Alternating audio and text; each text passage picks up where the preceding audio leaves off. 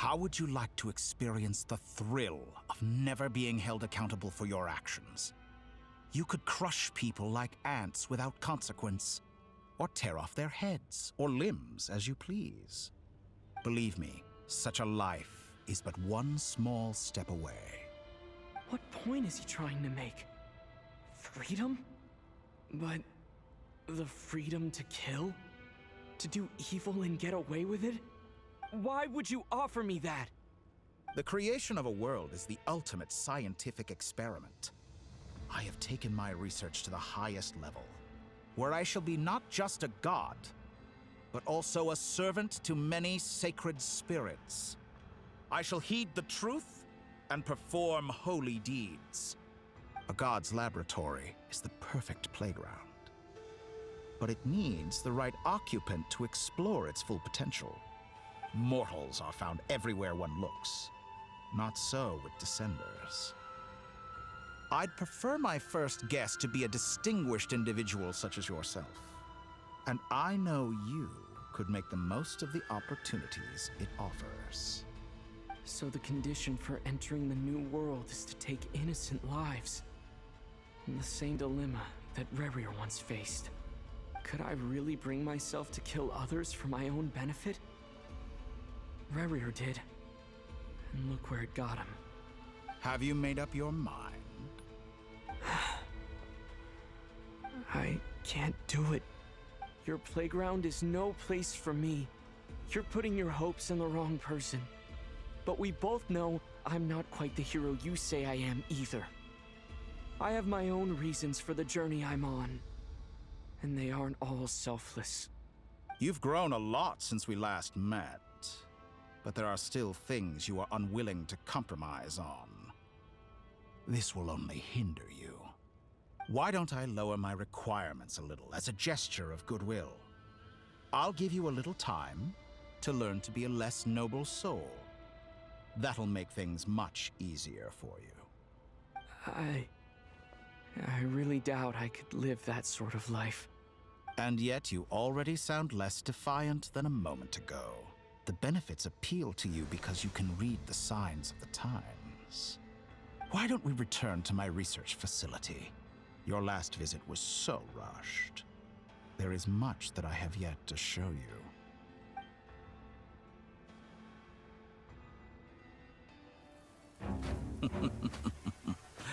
Now to that question, Heroes don't attack from behind. Guess I'm no hero. This is most disappointing.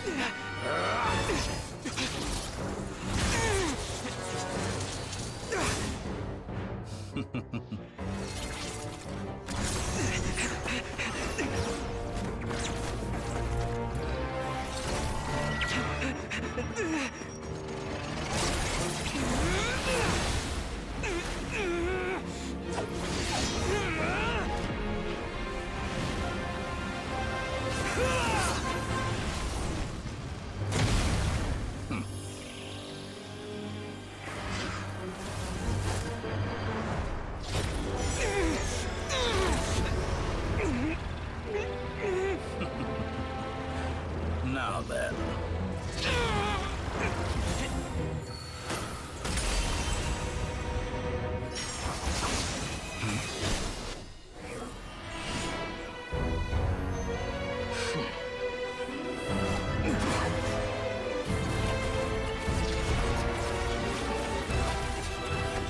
A new face. Interesting.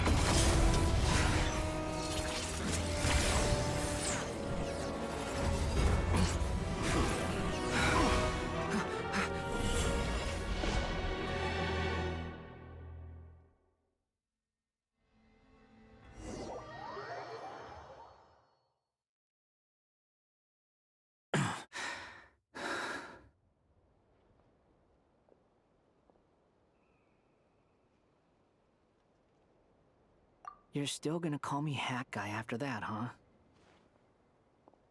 I didn't see anyone else in there who needed saving. It's nothing. I'll be fine. Why are you looking at me like that? Is it that shocking that I'd come to your rescue? I owed you a favor back in Sumeru. Now we're even. Distracting Dottore was tough, I won't lie. He's not gonna fall for the same trick twice. That was my one shot. I'd hoped to use it to take him out. Ugh. I never wanted to obliterate someone more than I do right now. Dottore doesn't recognize me, but his segments were originally made based on an analysis of my operational principles. I expect it's only a matter of time before he figures out what I am. So Dottore doesn't recognize Wanderer because he deleted himself from Irminsul. Did he really miss his only chance for revenge by saving me? Why the long face? Hey, I'm not blaming you, okay? And I'm not complaining either.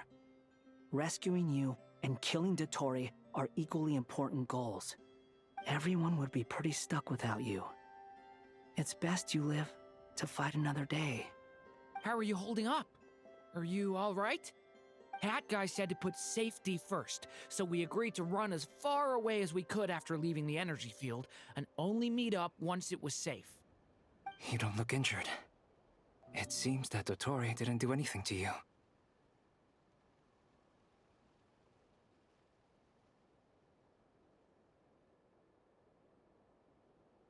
All right. Rescue operation complete. Let's head back. There's a lot more work to be done before this is over.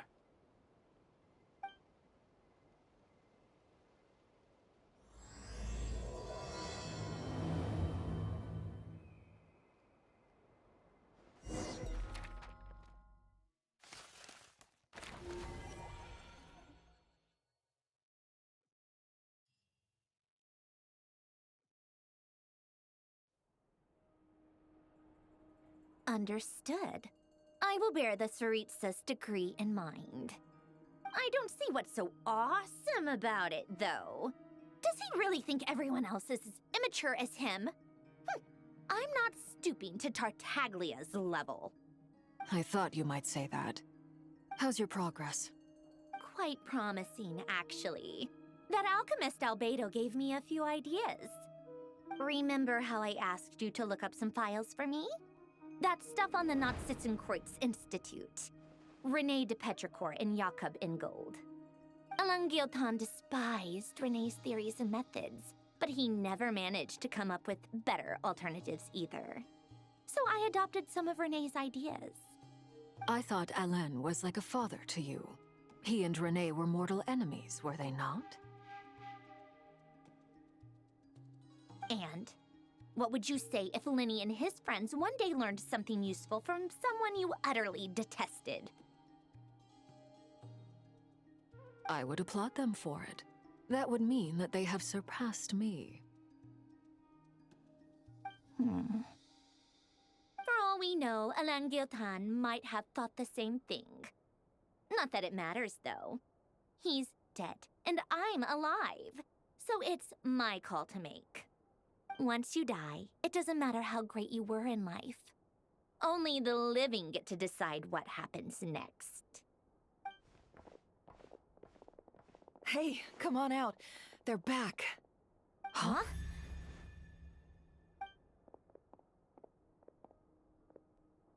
You're back? And your head's still screwed on? And you still have all your limbs? What does it look like? Way to keep your composure, madam. Excuse you. I am perfectly composed. Glad you're okay. Yes, it's a huge relief. Worry? Oh, yeah, right. You think we, the Fatui, were worried about you? We were worried sick. Hey! The Traveler and I were already friends. You are free to join this mission in whatever capacity you please. Much like your tea parties. It's a laugh a minute with you guys. I must say, I was quite surprised when Mr. Albedo told me he would need no additional aid. We discussed this on our way back as well. I am rarely so unequivocal, but in this case, we had full confidence in Hat Guy. He said he knew what he was doing. Albedo and I pretty much had to just wait outside on standby. Meanwhile, Hat Guy broke into the energy field and rescued the Traveler solo. You didn't have to mention that. Well, I'm thoroughly impressed. You are a force to be reckoned with, Hat Guy. Is he back? Is he really back?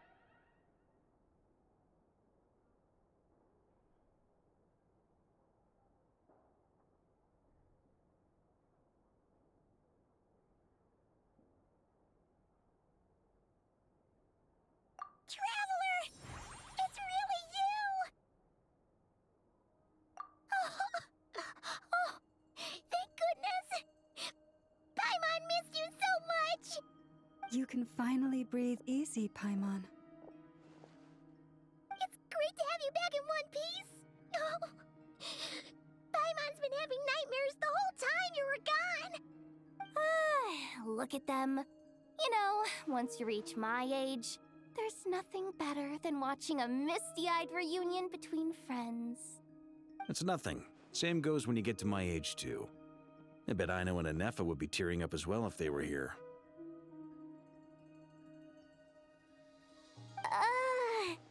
Varka, I'm not sure Anefa can cry.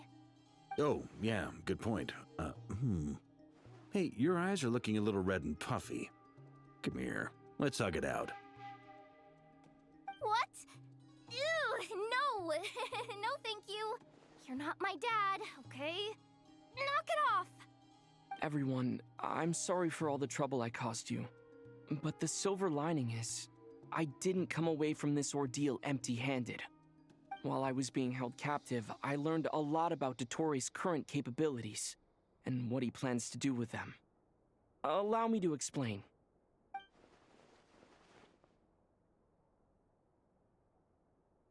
The three moon goddesses were even more powerful than we imagined. No wonder Dottore believes himself to be equal to the gods, maybe even superior. Utter blasphemy.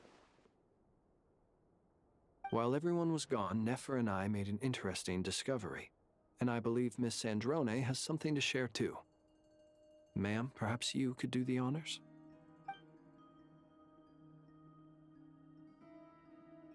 Called it. Getting rid of a pesky troublemaker like her is like trying to clean up after a crumbly cake. It always comes back to haunt you. Our next step is to find a way to bring her back.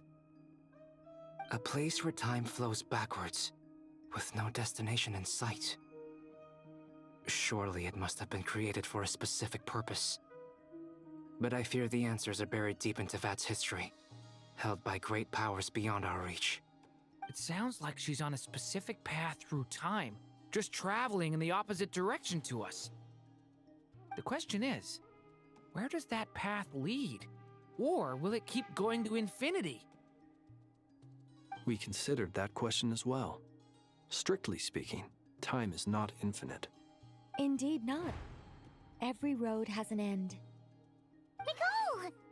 You sure loved quietly sneaking in mid-conversation. I do, in fact. It's something I've always done at our mages' tea parties. Quiet, mysterious, and persuasive. You wonder what lies at the end of her road. Well, just as the world has a beginning and an end, so too does time. And so, the end of the road is the moment that Tevat was born. But where Miss Columbina will end up along this road, that depends on where this particular river of reverse time began. What about the original moons and the moon goddesses? Do they have a beginning too? All things do. In the beginning, no moons adorned the sky.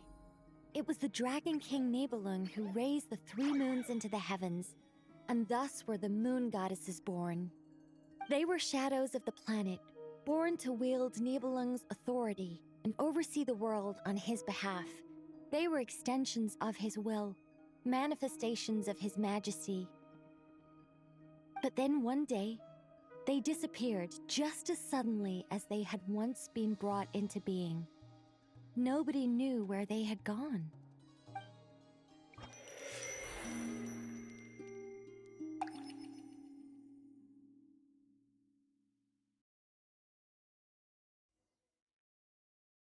Like I thought. No more paths back to reality have emerged since.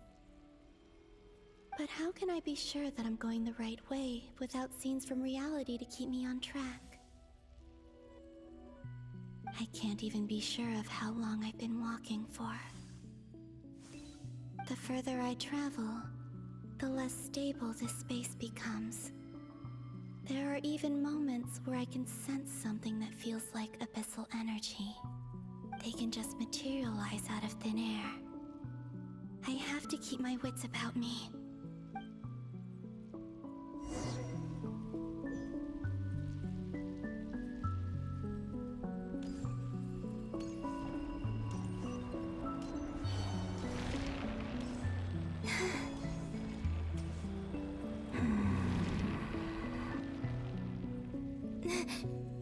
Is that the ray here of Solnari?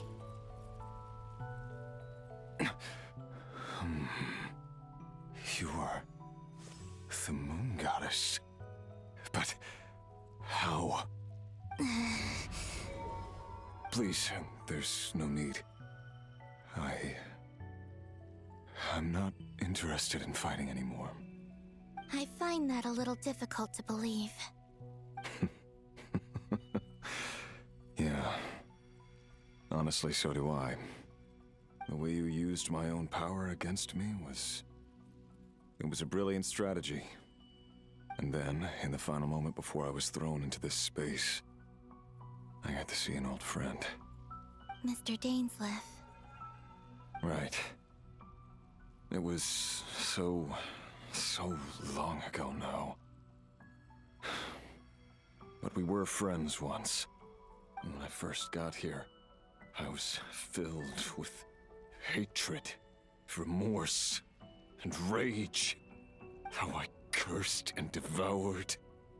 I tore everything here apart. I was consumed by the desire to leave this place and have my vengeance. But to no avail. This is a place with no exit. This is the second time I've entered this space. Though I have no memory of the first. I was torn to shreds the moment I entered. But this time I survived. It must be partly because of this new body. And partly because of all the Kuvaki I absorbed in Nodcry. Are you the source of the abyssal power in here? Not all of it. Some is from when I first arrived here and tried to destroy everything. But there was already a degree of abyssal power here, before I entered. And like a venomous snake baking in the merciless sun, it tried to slither into my shadow. Tried to? So, you rejected it? Yes. Because after that, the world suddenly became silent for a moment.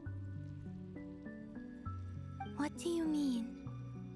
The voices in my head, they were gone. And then, I saw her.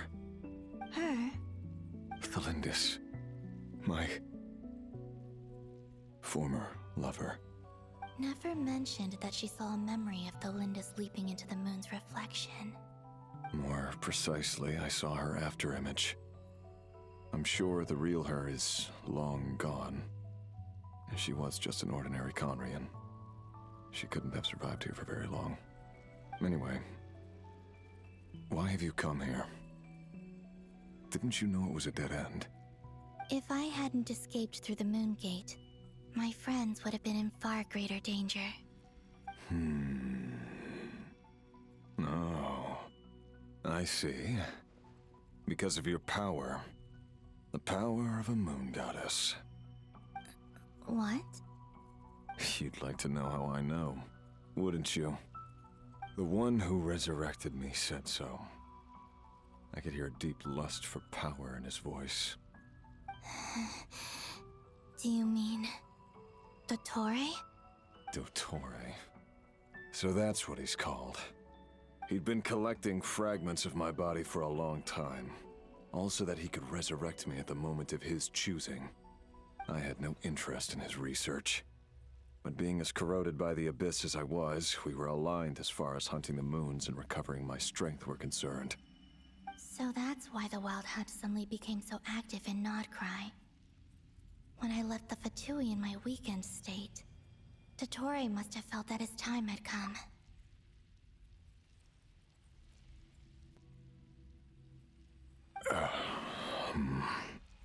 Moon Goddess, could I ask a favor of you? What? I know this is a lot to ask, especially from someone who tried to kill you. If you refuse, I won't fight it. But this is the only thing I desire now. Nothing else matters. What do you want? I'd like you to take a message to Thalindis for me. Thalindis? But... Yes, she's dead. But like I said, I saw her afterimage. I can sense that some part of her soul remains here. Far, far ahead. Why don't you go and speak to her yourself? I can't. I don't know why, but I can't move freely in this space as you can. All I can see is a glimpse of her, walking away. Just like the moment when I last saw her in life. In return, I will clear these abyssal obstacles for you. No, not in return. I'll clear them for you, whether you want to help me or not. It feels like something I ought to do. Why? Yeah. Why, indeed. I've been asking myself that question a lot recently. Why did I do the things I did? I'm tired of it all. Tired of the person I became. People used me. And then I turned around and started using others. I hurt a lot of people. I think I grew tired of it long ago. But I wouldn't admit it to myself. And ultimately, that's how I ended up here. What do you wish to tell her? All of it. My past. My mistakes. Everything that happened after we were separated. Is it okay if I give her the abridged version? Yeah, I'm sure there's plenty you can skip over. Just tell her the important parts. Whatever you think that means. Like the part where you relentlessly tried to kill us? It's up to you. Love demands honesty. But my relationship with Thalindis was built on lies. We hid too much from each other. But after living my whole life in the shadows, I don't want to hide anything anymore. I will do my best. There.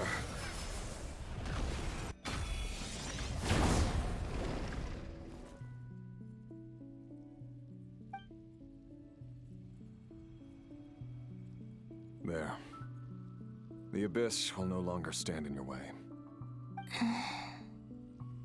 Even though Mr. Dainsliff felt he had to fight you, I think he still regarded you as a friend. Dane? He said that you betrayed him. But he also felt great remorse at never having understood what you were truly going through. Why tell me this? Because... if he'd known that someone could take a message to you, I believe that's what he would have said. Thank you. It means a lot. I know this will sound strange coming from me, but... don't die, Moon Goddess. I can tell that you're determined to get out of here.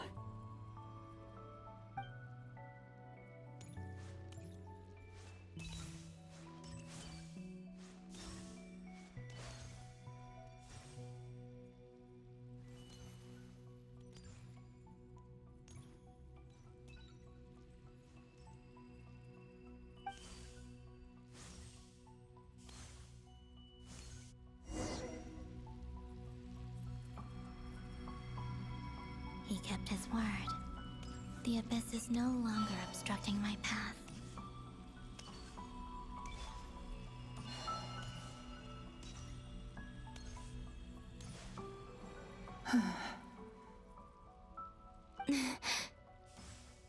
Is that the Lindis? She wasn't far off at all. And yet, they can never meet. Hello, Miss Lindis. Who are you? How do you know my name? I've never seen anyone else here before. You can call me Columbina. I promised Rerir that I'd bring a message to you. Rerir? My Rerir? Is he well? He's doing better than he was. Better than he was, huh? Sounds like he's had a pretty rough time. Others have had a rough time on his account too. In many cases, their time ran out because of him. And I'm not just talking about the children of the Crimson Moon. So, things got worse before they got better. Could you tell me what happened, Miss Columbina? Are you sure you wish to know? Yes. This is my opportunity to learn the truth. No matter how hard it is to hear, I have to know. I admire your courage. However, time is short. I cannot stay here for long.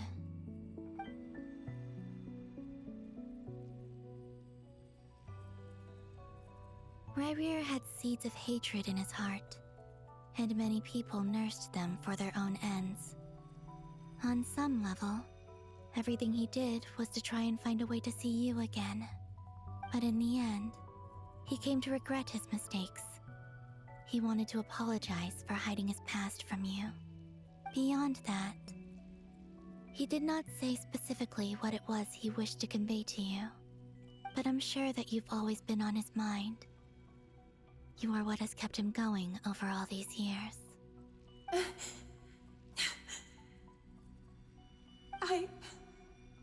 I'm sorry, Miss Columbina. This is so upsetting. I'm not sure how to put my feelings into words. It's all right. I understand. Well, that's everything from me.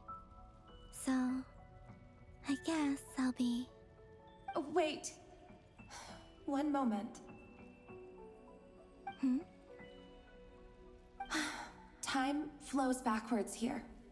The road ahead only leads further and further into the past. I know. I intend to reach the end of that road. Without a moon marrow, without the 3 moons' power, you won't make it far. Wait, unless... Are you one of the moon goddesses? You could say that. I see. I often think to myself, if life is like a train ride, why haven't I reached the terminus? Where am I even going? And it's not just me, it's this whole place. Wherever it is, it seems like it's existed forever. It's such a mystery. Where is it going? I must seem so ridiculous. I can't answer these basic questions, and yet I jumped right in here without hesitating, only to be torn apart the moment I entered by powerful energy currents. Only my soul remains now. Thinking back, I was suddenly overcome with fear and terror in that moment. Perhaps I too became bewitched by the abyss. I may have been the leverage it needed to control Rerir. I used to be a researcher at the Universitas Magistrorum in Conria, researching the iridescent moon's marrow. Eventually, I came to the conclusion that time in here flows in reverse. Rerir was one of the Finster King's retainers. With me, he was in an impossible position. It plagued him constantly. I wanted to help him escape his lot in life. I wanted him to be happy, so I thought I'd use this place to return to the past. At the time, I thought I could just go back to the day that the Vinster King first found the princess. It was only after meeting the princess that the Vinster King started going too far with his research into the Abyss. That was the day all of our woes began. I thought I could stop the king from ever meeting her and solve everything. I couldn't kill the Vinster King himself, so I had to find another way to save Rayrir. That's why I wanted to go back, to kill the person who had brought new possibilities to our realm. I'm sure it was a futile endeavor, but the Abyss probably enhances the basest human desires. So I naively hoped I could change everything. But I was simply too weak. Like a speck of dust against the whole universe. Look at me. I didn't even survive the journey here. Not physically, at least. I know I'm never getting out of here. But you're different. You can make it, and I want to help you. I owe you that much. How do you plan to help me? Have you noticed the golden energy that exists here? Based on my past research and my observations since coming here, I believe they carry you forward faster. I can share what I've learned and help you understand the pattern in which this energy appears.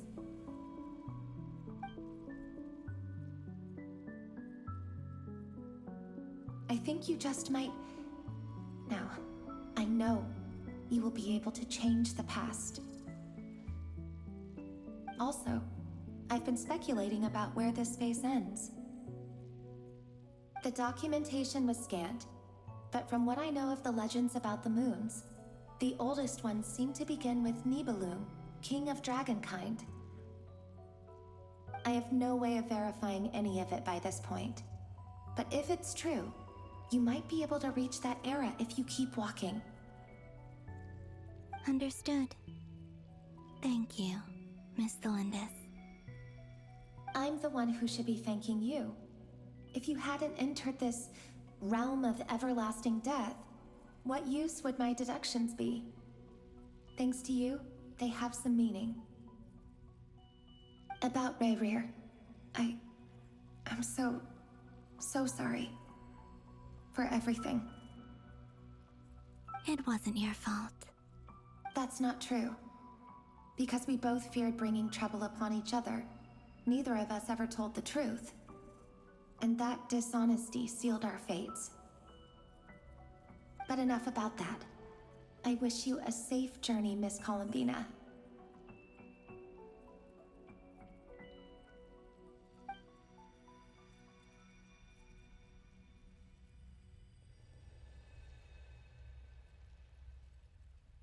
And may the outside world never have to experience pain like this again. Rayrir, you're there, aren't you? I cannot see you, because you exist in the future. I expect we'll be trapped in this prison of space-time for all eternity. But please, gaze upon the past, and then sit for a while.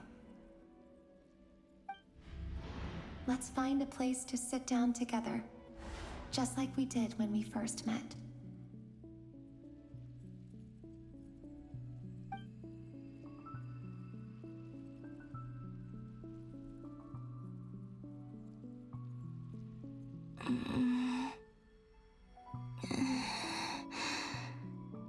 How long have I been walking?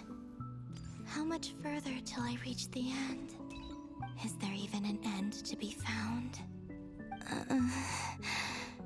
Everything's getting blurry.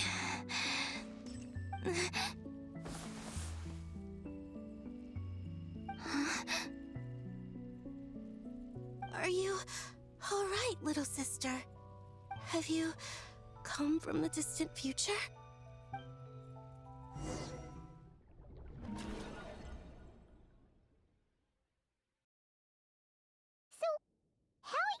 exactly did the moons just disappear?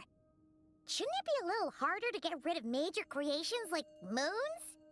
The world is a vast and ancient place. On a certain scale, all life lasts for but a fleeting moment. Miss Nicole explained that the moon goddesses likely perished in the War of Funerary Flame. The moons themselves were also destroyed at that time, save for the Frost Moon, from which a new moon goddess was later born. Am I missing something then? 'Cause the stories say that the moon goddesses were born on the moon, but doesn't Columbina say she was born in Nodcry? Huh, you're right! Why do their birthplaces differ? What's the difference between the two generations of moon goddesses? Also, remember what Sandrone said? Her scans detected 4 moons. In other words, 4 moon marrows. Technically, the result of the scan means that 4 moon marrows were detected and positively identified as moons in that moment. In other words, this piece of information alone isn't enough for us to know how Miss Columbina is doing right now. Yep. We have no way of staying up to date on whether she's dead or alive. She's on her own for now. But at least she's trying her best to get back to us. Yeah. She's a tough cookie. And a sore loser, too. We have to trust that she'll find a way. Because we really need her power. As much as it pains me to say it, we've got no chance of beating Dottore in a straight-up fight. He's much too powerful. It wouldn't even be close. That maniac is going to devour everything in his path until he reaches us. We need to find someone or something that can stop him before he does anything worse. I'll be frank. Our only hope of defeating this false god is with a real moon goddess on our side. I'm not just saying this because Columbina's a friend and I want her back safe and sound. It's just the truth. And I know that even she was no match for him when he attacked, but I don't have a better solution. We're not giving up on saving her, whether she can defeat Dottore or not. Right. Don't worry, Miss Sandrone. We're all aligned on saving Columbina. No one's trying to argue that we can only justify saving our friend because it will help save the world. This is about multitasking. We want to save both. So, she's more than just a moon goddess to you guys? Absolutely. Duh! She's part of the gang! And you are too, you know. Yes, I know. You don't need to labor the point. I knew that the moment I came running over with my documents that I was part of the in-group. I mean, if Arlecchino can fit in, I certainly can. Anyway, as for how we get Columbina back, I've been working on it constantly. But I think I'm still lacking certain information about the moon. I'd probably get there if I could continue my calculations, but the problem is, I've run out of computing power. Computing power? You mean you need more energy?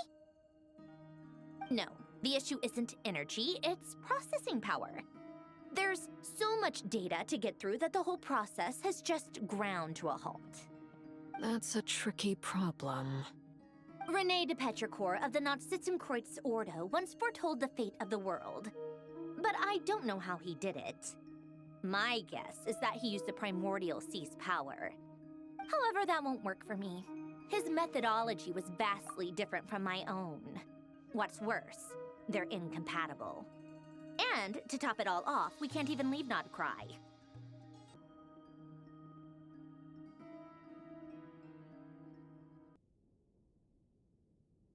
Ugh, this is so annoying.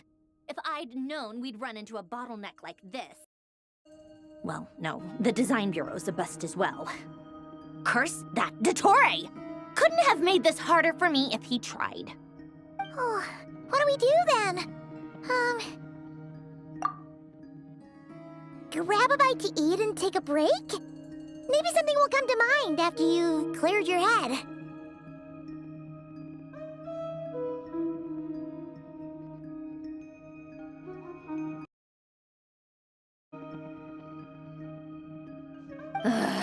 don't get it, do you? I'm trying to calculate the fate of an entire world here.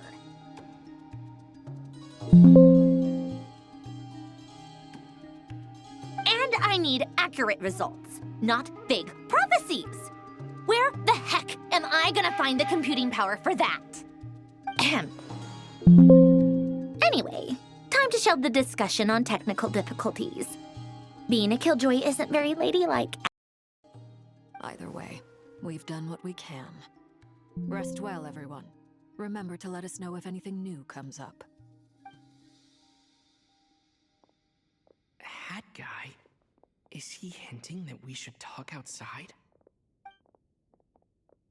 Let's go somewhere a little more private.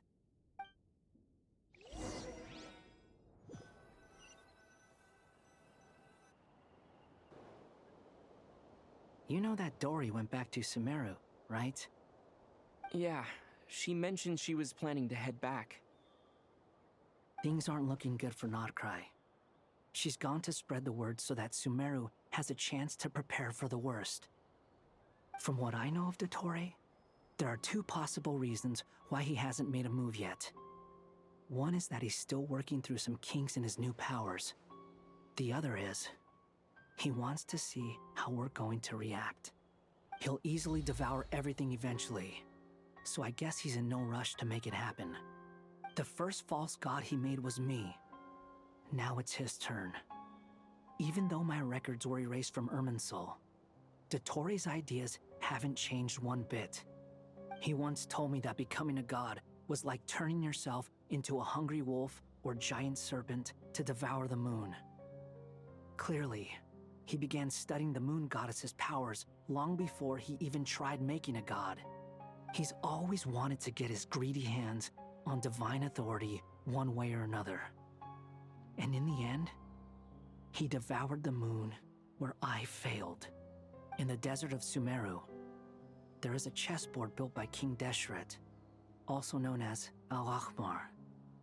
I don't know if it was a real game, or if he was just trying to challenge his servants and citizens in some way.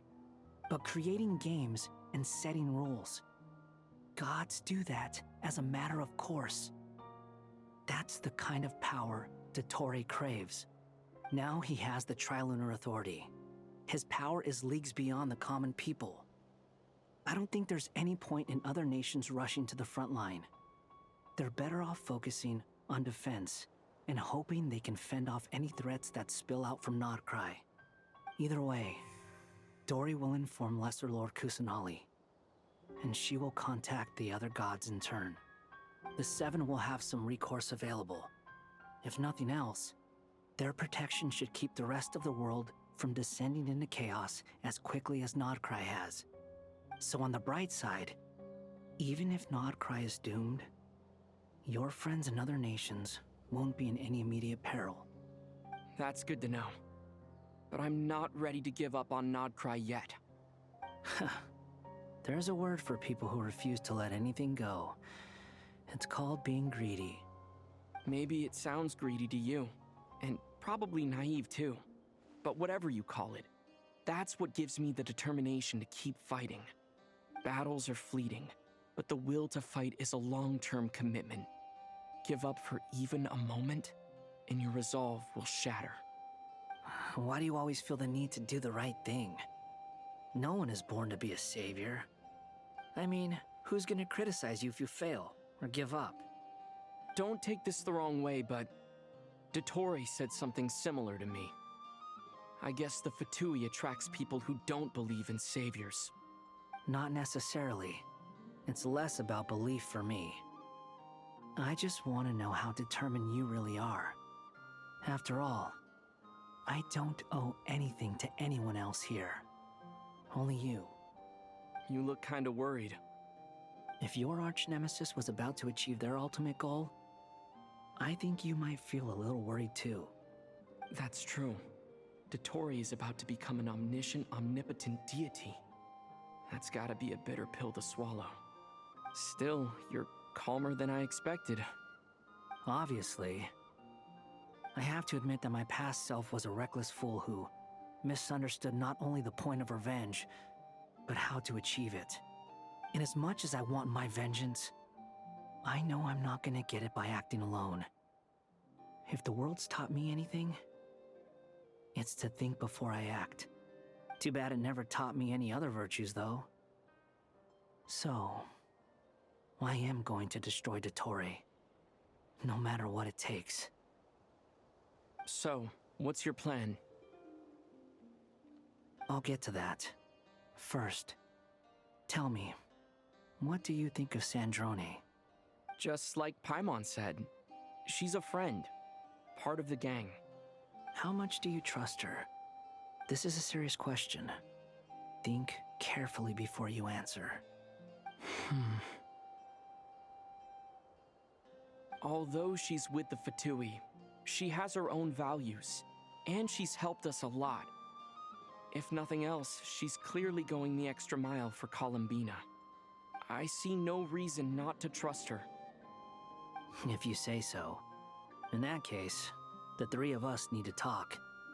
I have some thoughts about her computing problem. It can be solved, but it will come with a cost.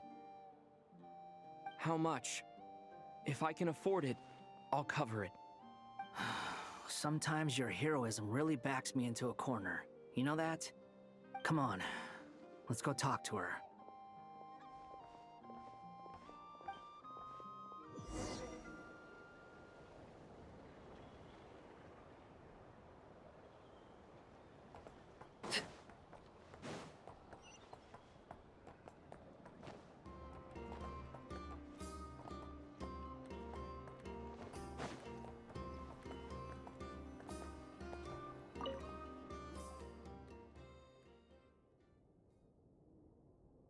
Miss Androne, Traveler. Hey there. Paimon's here too! She was just helping them sort through their things. How did your chat go? That was fast. The call only just ended. Well, you said it was urgent, so we got here as quickly as we could. Albedo, I have some alchemy questions for you. I see. Looks like my knowledge proved useful after all.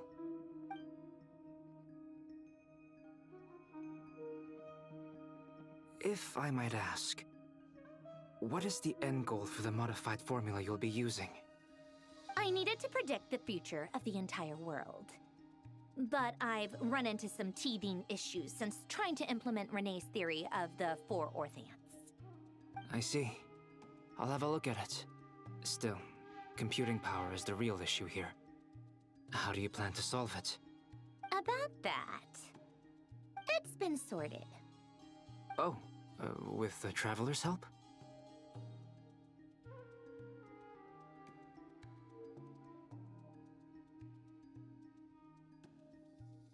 Actually, you're not wrong.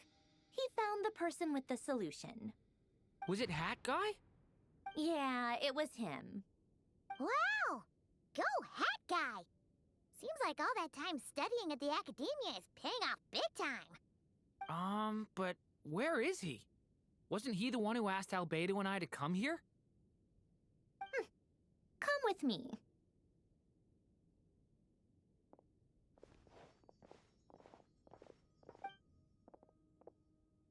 Hat Guy? What's happened to him? Hat Guy! Can you hear us? No response. I guess he's in hibernation. Hat Guy mentioned that he was a puppet. It seems that his functions are currently shut down. I presume this has something to do with the solution to your computing problem. That's right. He and the Traveler came to see me. Wait, what? You have a solution? Would you calm down? Why do you always react so hysterically to everything? Excuse me?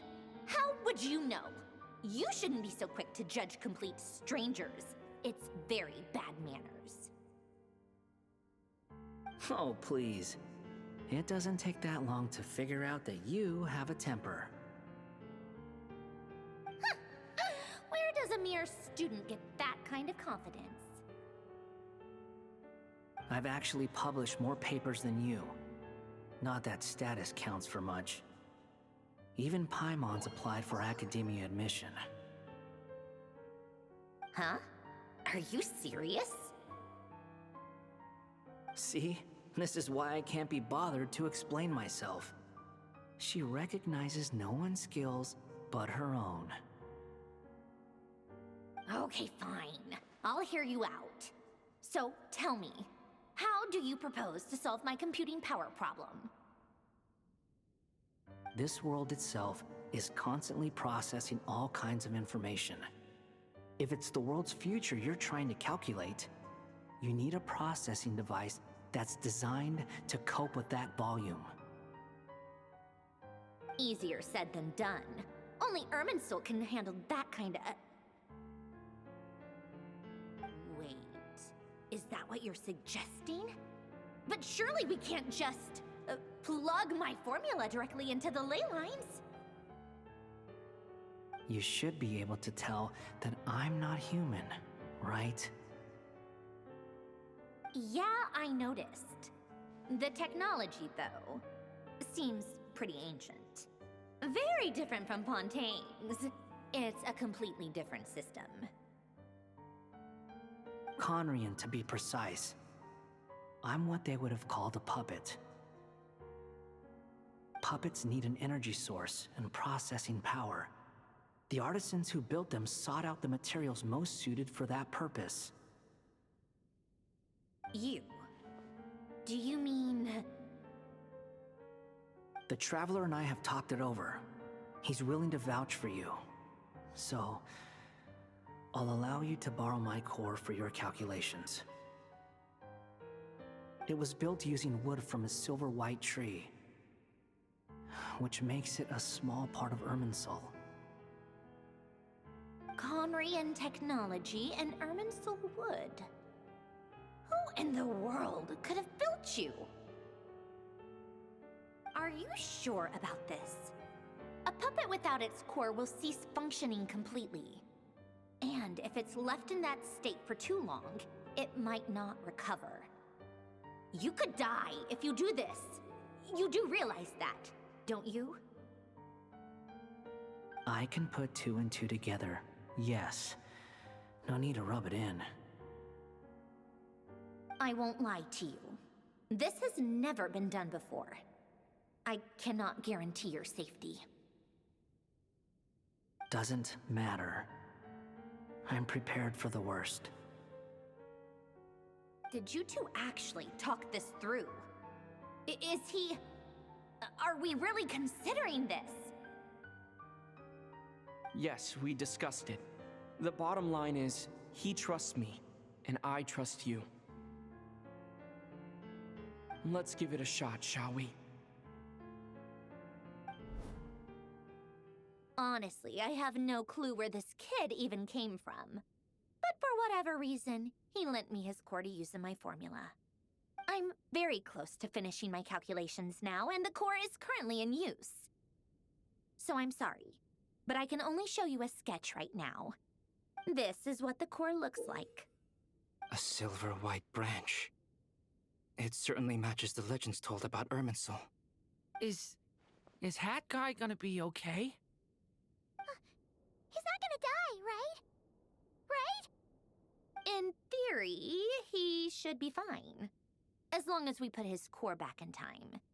Beyond that, all I can say is that I'll try my best to avoid risk and make sure the core doesn't sustain any damage. I think I know why you called us here now. Someone needs to watch over his body and make sure it's protected until the process completes. Correct. He said that the only ones he trusts here are you two, and the Traveler. And the Traveler will have other work to do. He will have our undivided attention. Aww, Hat Guy. On a more positive note, things are progressing steadily on my end. I'll call everyone in for a meeting once the results are out.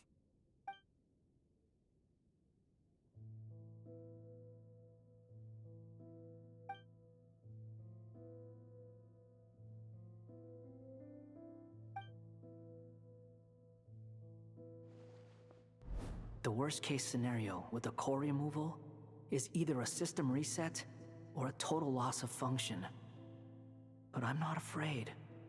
A quiet death should have been my fate long ago. A core is completely different from a heart.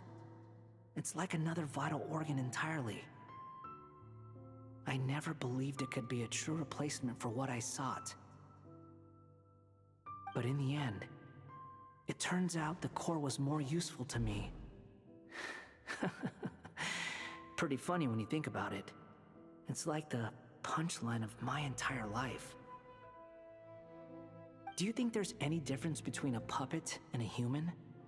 If not, then this would just be another samsara. I have already experienced both a past life and a next life. Part of me wonders whether I'm only capable of making this decision because I've become a real human. What's with that expression? Isn't this a good thing?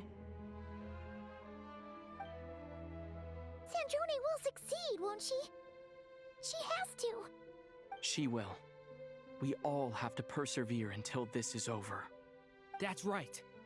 And I'll protect you all until a moment of victory arrives.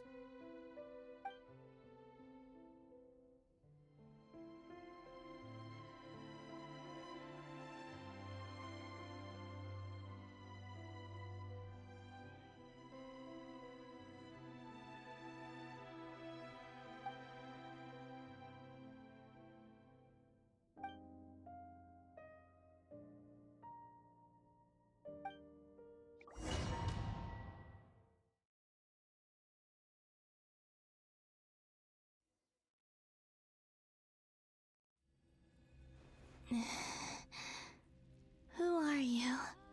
Call me Sonnet. You have the same power as Canon. Sonnet. So, you're the goddess of the iridescent moon? Oh, goodness. You recognize me? Well then, what's your name? Columbina. Columbina Hyposelenia. Hyposelenia? What a lovely name. Did you choose it yourself? It was a joint effort between me and my friends. Friends? You mean your friends in the heavens? Huh? Oh, sorry. You must be exhausted. I apologize. Hang in there. Let me introduce you to my older sisters. Do you mean the other two moon goddesses? Arya and Canon? Wow, you sure know a lot. Hey, does that mean that our story goes on into the future? Oh, I guess that wasn't the best question to ask. It's alright. We were prepared for that possibility. You could say we were too prepared. I can't even remember how long my sisters and I have been here by this point. When did you get here? How long has it been? I can't say for sure, but it feels like it's been forever. I see. Are you feeling alright? You look a little unwell. I can hold out a while longer.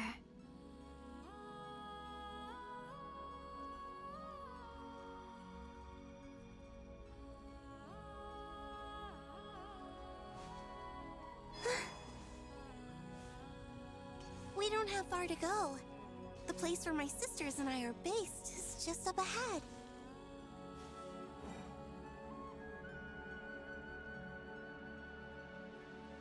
Sisters! I'm back! And look who I've brought with me!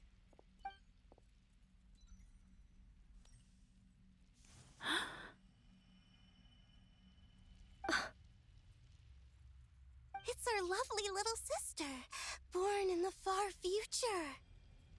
The pleasure is all mine.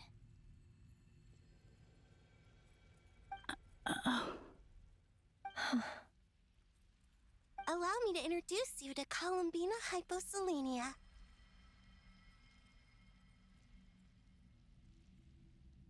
This is Arya, the goddess of the eternal moon. And this is Canon, goddess of the frost moon. Canon, don't you think Hyposelenia's power is similar to yours? Hello, Columbina. I apologize for our startled reaction just now. And please, forgive our little sister if she's been annoying you. She tends to talk a lot. It's fine. You seem shy. Don't worry, Columbina Hyposelenia. No one can hurt you here. Could you tell me where here is? Please. I must know.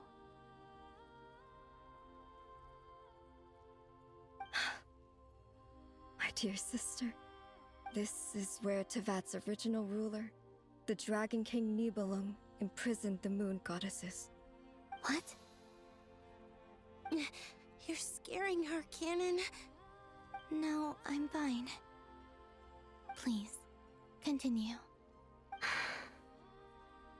Nibelung, our original master, created us in the distant past to maintain Tevat.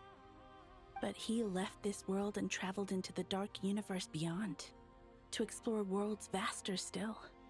Day and night, we fulfilled our duty in the heavens, until the day that the first Descender arrived. The great ruler of the firmament. The heavenly principles. Is that what later generations call them? I see.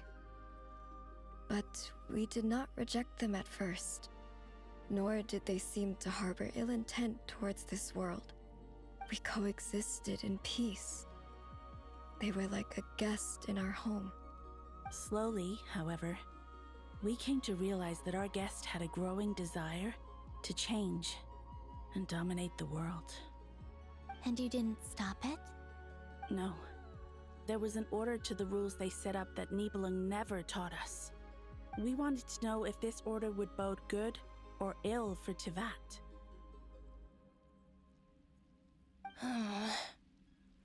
All right.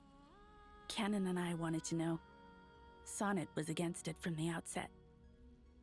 Later, we discovered that this great ruler of the firmament bore an almost paranoid hostility toward the desire of certain life forms to seek power. Or perhaps they feared them. They would even cast down celestial nails as manifestations of their power, to punish the civilizations of the world below. Only this was far beyond mere punishment. Right. Their rules brought order, but the price people paid for merely testing the limits of those rules was far too great. I did everything in my power to help the punished escape catastrophe, but still, too many lives were lost. The ancestors of the Frost Moon Scions were some of the ones you helped. But just when we had decided to take countermeasures, the Dragon King, Nibelung, returned. And so began the War of Funerary Flame. So, that's the name the world gave that war in the future. Well, who won in the end?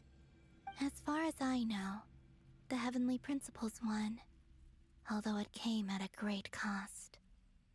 They remained in Tevat, where they continue to rule to this day. And the world's original master, the Dragon King Nibelung, was destroyed. And what of the moons? Are there still 3 moons in Tevat's skies? You can tell us the truth, Columbina. We know we are but remnants of a bygone age. We are prepared for the answer. Only the Frost Moon remains. But it has been cast beyond the false firmament by the Heavenly Principles. The eternal and iridescent moons were both shattered during the war. So death finally came for us in the end. Sonnet. But you're still here, aren't you? A moon goddess cannot live without her moon, Columbina. She's right. That's why I began to disappear. Because the frost moon is cut off by the false sky. How much worse it would have been if it were outright destroyed. Our souls may endure within this lunar palace, but if our moons are destroyed, Then we shall disappear the moment we depart from it. I'm sorry. There's no need to apologize to us, dear sister. If anything, we owe the world an apology. If only we'd decided to act sooner, rather than arguing amongst ourselves. all the more reason not to spend this time in regret and repentance. Instead, we should focus our efforts on how we might help our future sister. Sorry? Don't you see, Columbina, your story is not yet over. Is that not why you are here?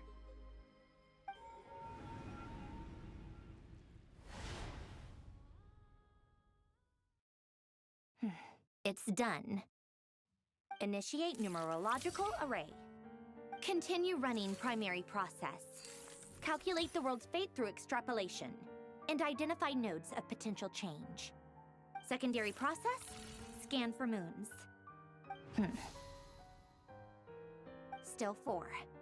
The number of moon marrows hasn't changed. Wait, let me think. Is it possible that there's something I've been misunderstanding about the moons all along? Variables.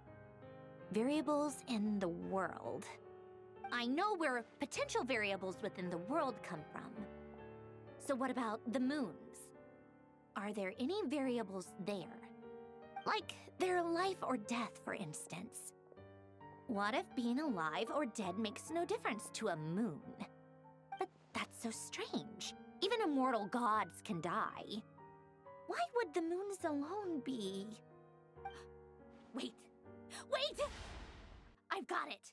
I've got it! If alive or dead is considered a variable, we might have had this wrong the whole time. No one ever said that a moon marrow equals a living moon. We just made that assumption ourselves. Initiate secondary process. Scan again. This time filtering out interfering perimeter, moon marrow. I don't care if they're natural or artificial. Get them out of my search results! Why? It says 3 moons still exist in Tibet, even after excluding the moon marrows. But we know for a fact that 2 of them are dead. Redo the scan. Narrow the results to living moons and real moons. No, scrap that. Narrow it down to moons that have lunar authority and remain alive. Why? Why is it still 3? What is this, Columbina? Has the world lied to us? Or are you the one pulling the wool over our eyes?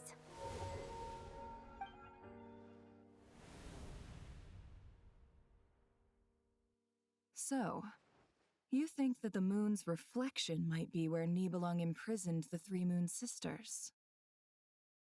Yes, it would explain a lot, such as why that space would respond to a moon goddess's power, opening the moon gate at her command. It would also explain why Miss Columbina has been unable to leave, and why time flows in reverse there.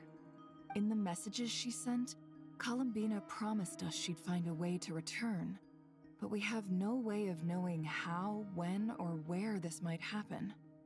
The fact that she still has yet to reappear in this world indicates that returning from that place is no easy feat. We cannot afford to simply wait for her. So you're saying, if she could return by her own power alone, she would have done so long ago. Yes, she certainly wouldn't leave it to this late stage when it's so touch and go. I've been giving this some thought, and I've come to believe that Luana's harm might be an anchor that she left behind, as a sort of future waypoint. This could also explain why Luana's heart is always by the traveler's side. Sounds like a plausible theory. If that's the case, there must be some criteria we need to fulfill to allow Columbina to return to the present. The question is, what could they be?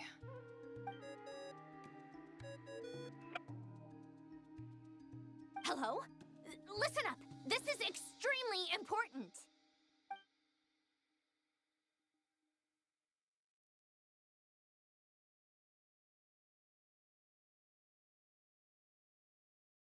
Not only is Columbina alive, but she may well exist in a form unimaginable to us. I'm still unclear on the details, but she's done something truly inconceivable in the past.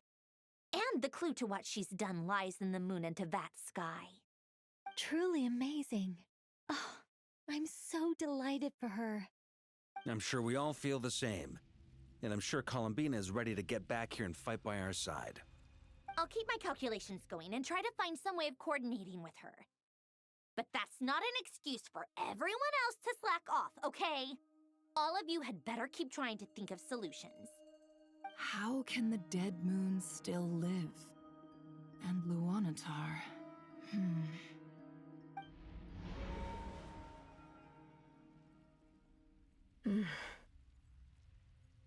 It's hard to believe that's what will happen in the distant future. Our authority is linked to the most fundamental rules of Tevat.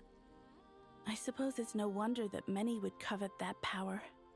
I didn't realize that when you said friends, you meant people who live down in Tevat. That's so lovely. I always wanted to go down there and have some fun. Have you ever tried leaving this prison? Of course. Between us, we've tried everything. But no matter where we go, this space will eventually bring us back here. It's like the center of a whirlpool. Everything ultimately converges here, at the moment when Nibelung imprisoned us. In that case, have you tried using any of those pathways that connect this space to the real world? Sorry? What are those? They're passages through which you can make small-scale changes to reality by using Kuvaki. Or am I the only one who can use those passages? Because part of my soul remains in reality. Kuvaki. What is that? You don't know? It's a unique kind of elemental energy found only in Nodcry, the land from which the moons arose. Oh. Well, it's true that the moons first rose up from the part of Tevat you say is called Nodcry. But there is no difference in the elemental energy between there and anywhere else. What? Could you show us some of this Kuvaki? Hyposelenia? Maybe if we see it, it'll make more sense. Okay.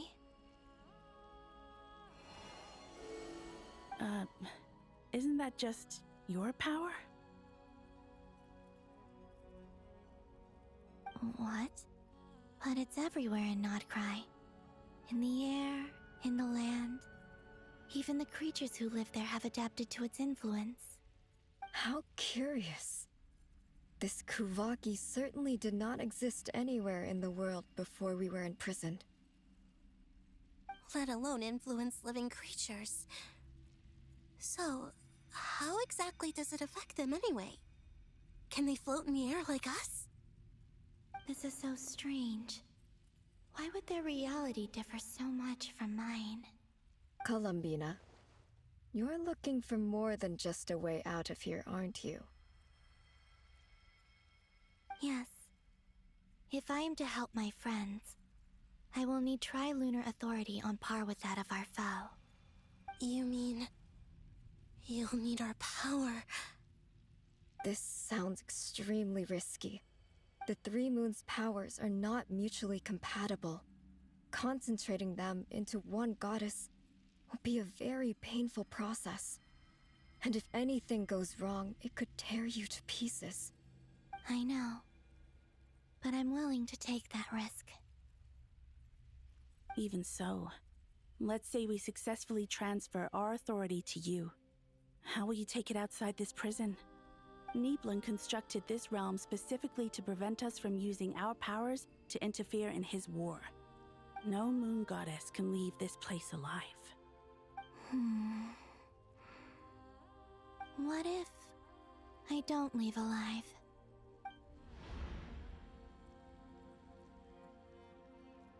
Where do we even start?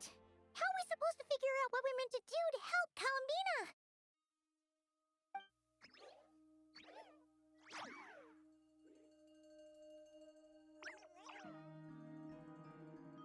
Columbina? What do you need from us? If she really got to the beginning of time in there, how do you think she'd leave us a message?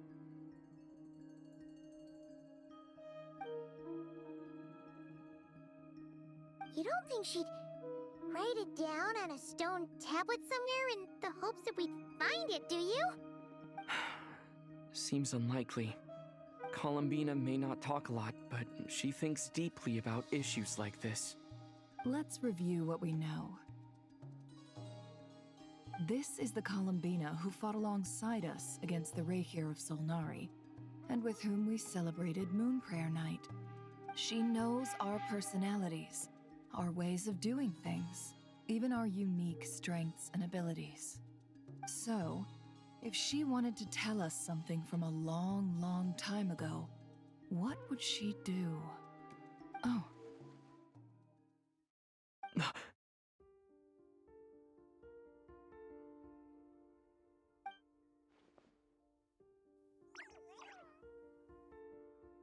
Traveler, you once said that those golden ripples also appeared when Luanatar was born. What if Columbina left Luanatar here, not just as an anchor to the real world, but for some other purpose? If she is part of Columbina, and Columbina knows that I can see past events through her... Oh yeah! Like when you peeked into Rarer's past through his heart! Nefer, wait! If you're right about this, and you can really see past events through Luanatar, your eyes, they'll... Oh, I know. Looking at Rerir's past in Conria was already enough of a strain on my eyes. Looking this far back into the past, it'll surely blind me. But it's our only chance. This is the only way. Boss. We spoke about this once, a long time ago. Do you remember what I said, Yehoda? The day I lose my sight, the Curatorium of Secrets will be yours to run. But... What's wrong? I'd be overjoyed if I were you. This day's come a lot earlier than either of us expected. I need to know you'll honor our agreement, Yehoda. Promise me. Yes, Boss Neff. I promise. Are you sure you don't want some time to think this through? What is there to think through? I should have gone blind after our battle with Rerir. Frankly, it's almost criminal that I got away with it for this long. Then at least let me take some precautions on your behalf. And if you really do lose your sight, I'll visit your office every day and make sure you're well looked after. Oh, please, anything but that. I was actually ready to go through with this. Are you trying to scare me into backing out? As if I could ever scare you. I'll assume you're just joking to calm your nerves. All right, enough chit-chat. Let's do this.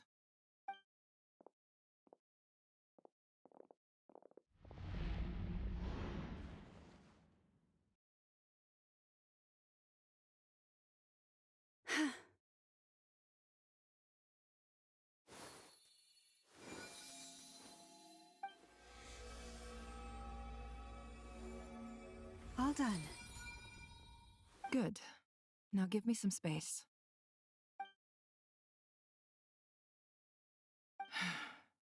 Come on then, little one.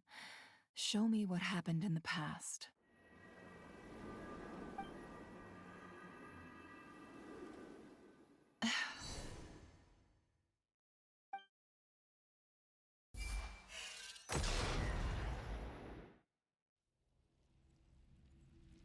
Between the Trilunar Authority, Kuvaki, and the soul-surviving moon, the Frost Moon, I think I might know how to get back.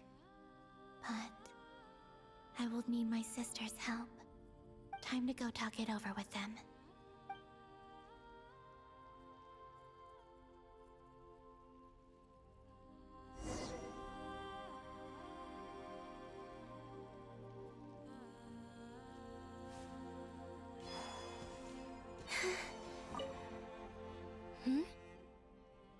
I hope it's not too dangerous. You really scared me when you said that thing about not leaving here alive. Come on, let's go find the other two.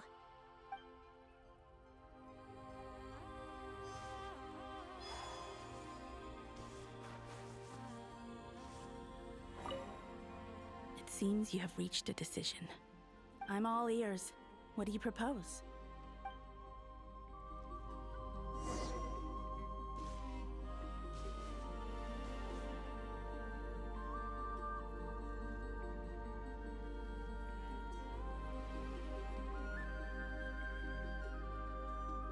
Have you figured it out, Columbina? Tell us, how do you plan to leave this place? I intend to die here, in this moment, and then be reborn in the future with the help of my friends. What? What are you saying? How can the dead be reborn? And how will you inform these future friends of your plans? You can't exactly leave oracles. Nothing can escape this place. Not a single ray of moonlight. And even if you found a way, what if they never find the message you left for them? You'll...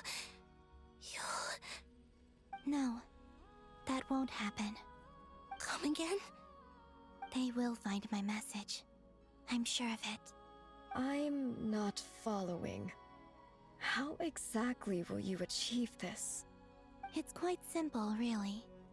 First, I will leave my soul here.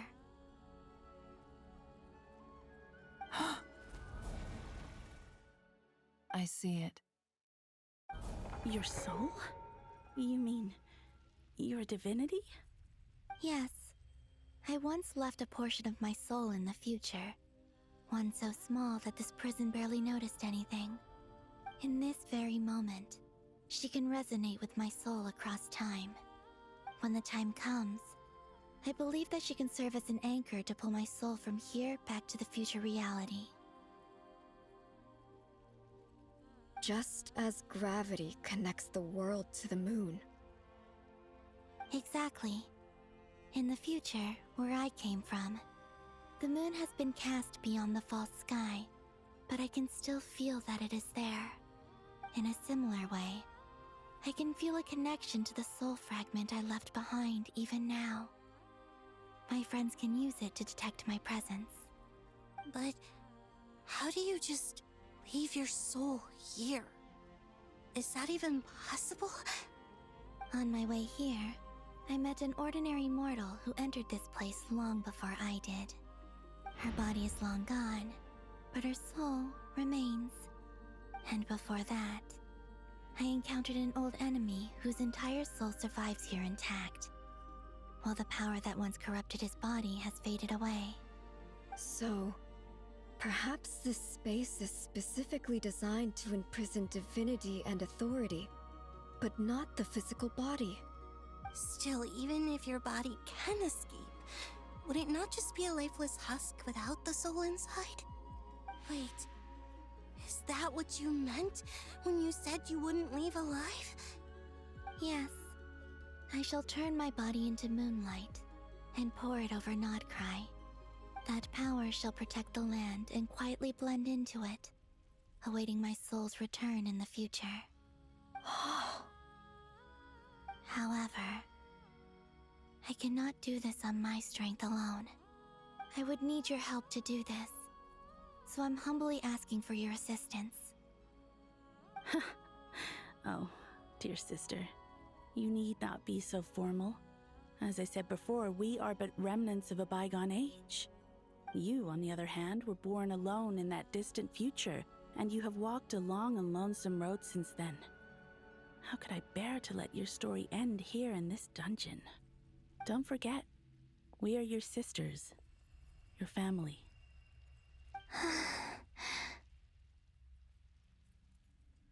Arya's right. Actually, I've always wanted a little sister. Can you imagine how it's been for me? Getting nagged by 2 older sisters all the time. Now, I finally get to be the big sis. And not just that, but I get to help you return to your world, too. How could I say no to that? Sonnet. Canon?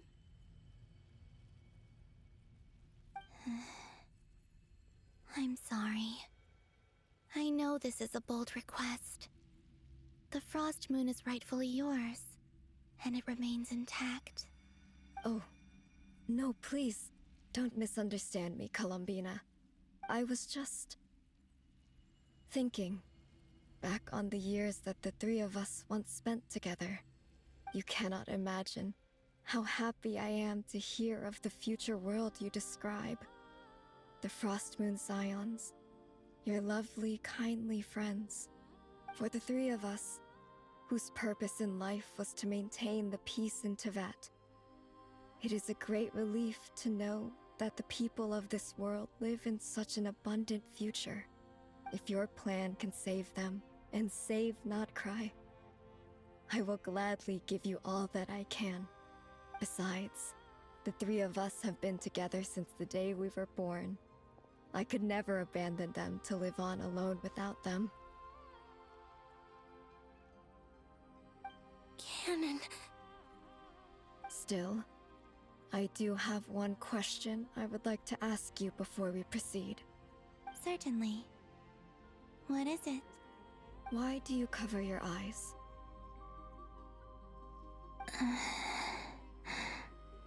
Yeah, I was curious about that too. But it seemed personal, so I didn't want to intrude.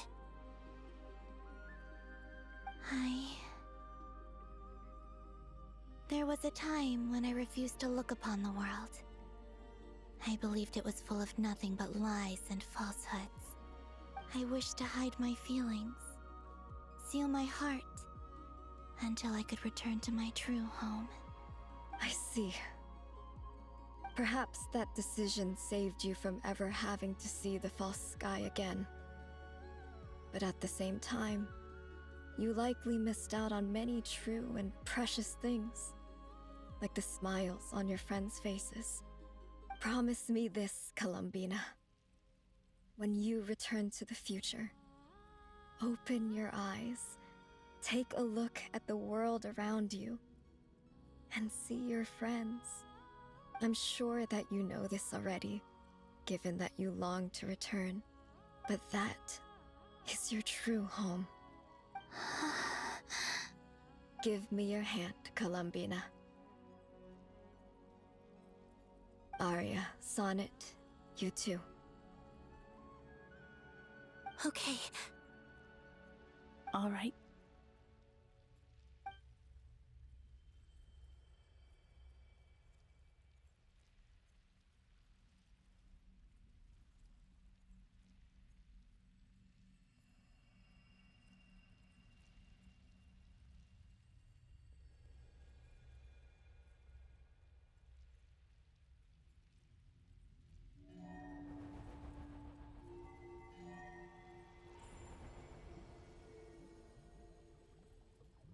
We once were the songs sung for eternity, but now it is you who must continue to sing. We once were the tides in the great river of time, but now we subside, and you arise. We were the messengers of madness and inspiration. But now, the lies have faded, and your truth must endure. We are souls awaiting the sun. You must return to be with those who smile when they see your face.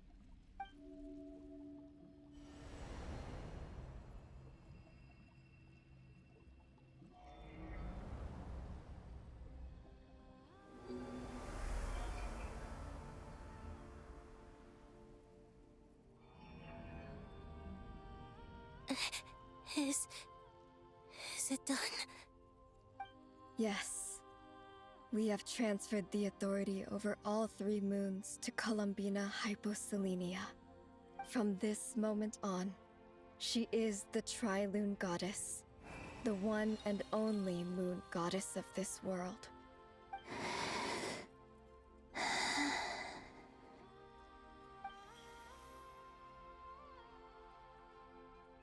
Thank you.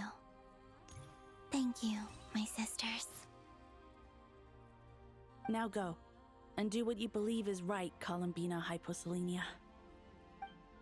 Be aware that we cannot grant you the power of the 3 moons beyond these prison walls.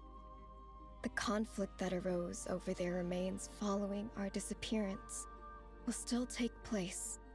I understand. Sisters, oh, my body. It feels... Now that we have given up our power and authority, our bodies are merely mortal shells. This prison is dissolving them as we speak. It's okay, Sonnet. The end must come for every god, just as it does for every human. That's all this is. The final destination of our lives. Canon and I will be by your side the whole way. We have one final request, Columbina. Could you use the 3 moons' power to send us back into the real world? Now that we have lost our powers, I doubt this space will seek to hold us further. It's just... we would like to spend our final moments together in the only place we ever called home. Of course. Gladly.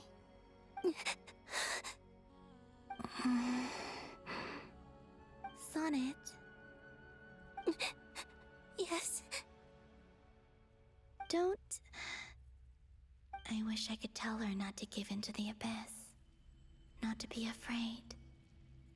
But is this really what I should say at this moment? Don't forget.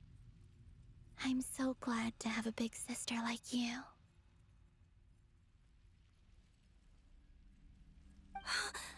No, Hypo. Thank you. I'm okay. I'm not afraid.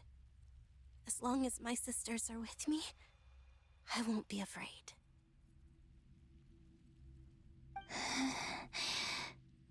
It looks like this is goodbye, sisters.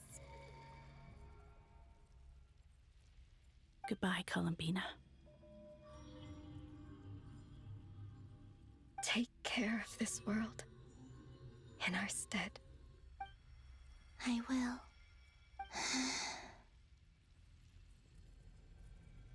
And now, it's time for me to bid farewell to my body, too.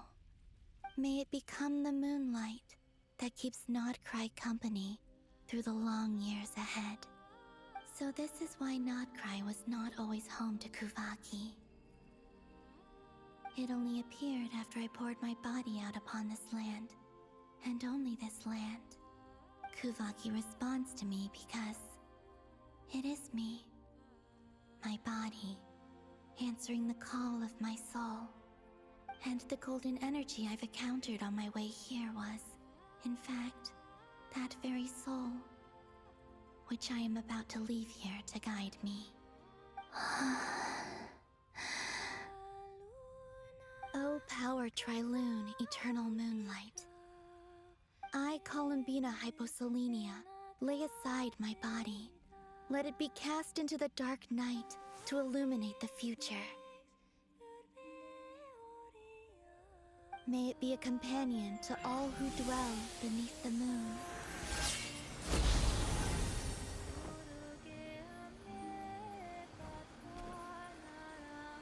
Until the time comes for me to return home.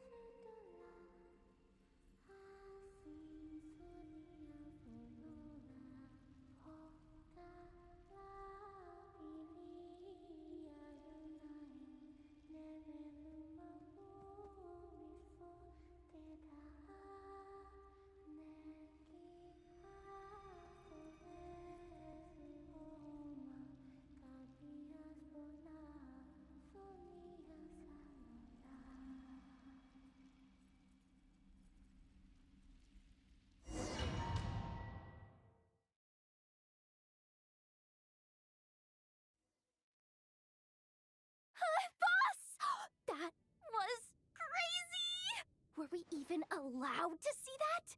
Is anyone? Oh, can you still see? How many fingers am I holding up? I see 2 fingers, and a look of sheer terror on your face. Truly astounding, Miss Nefer. Your eyes have glimpsed the very ends of the world, and yet they remain as sharp as ever. Or is the credit for this miracle due to Miss Lauma? It seems that even time itself is no match for your medical skills. Surely you jest, Mr. Flint. I suspect we have Columbina to thank.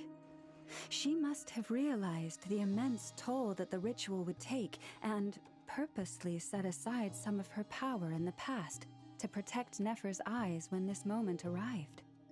There is always a great price to pay for witnessing the truth, but it seems that this time, Columbina has shouldered that burden on our behalf. She chose the perfect method of getting a message to us. Though her eyes were always shut, she was clearly so perceptive. She knows us well. She knew exactly how we would think and what we would try. Despite being separated by time and space, we're seeing the same possibilities and seizing the same opportunities. We still don't even know if she's okay right now. But as long as there's a chance we can do something, we'll fight to make it happen. We'll get you back somehow, Columbina.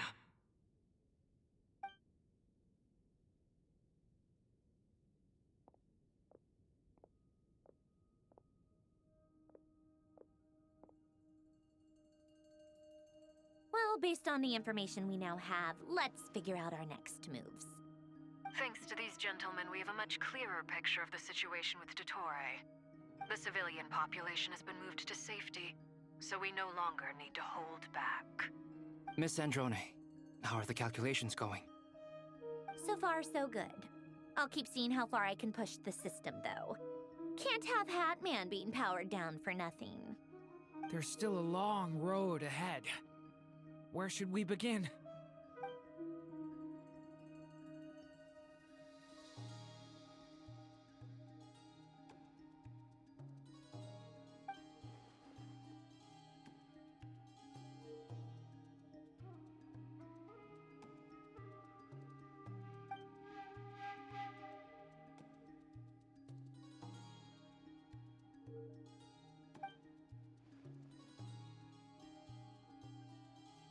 Our plan is clear.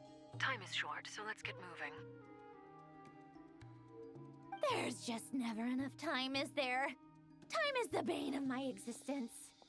Ugh. Anyway, I'm gonna get back to work. All right, we'll do our part too. Yeah.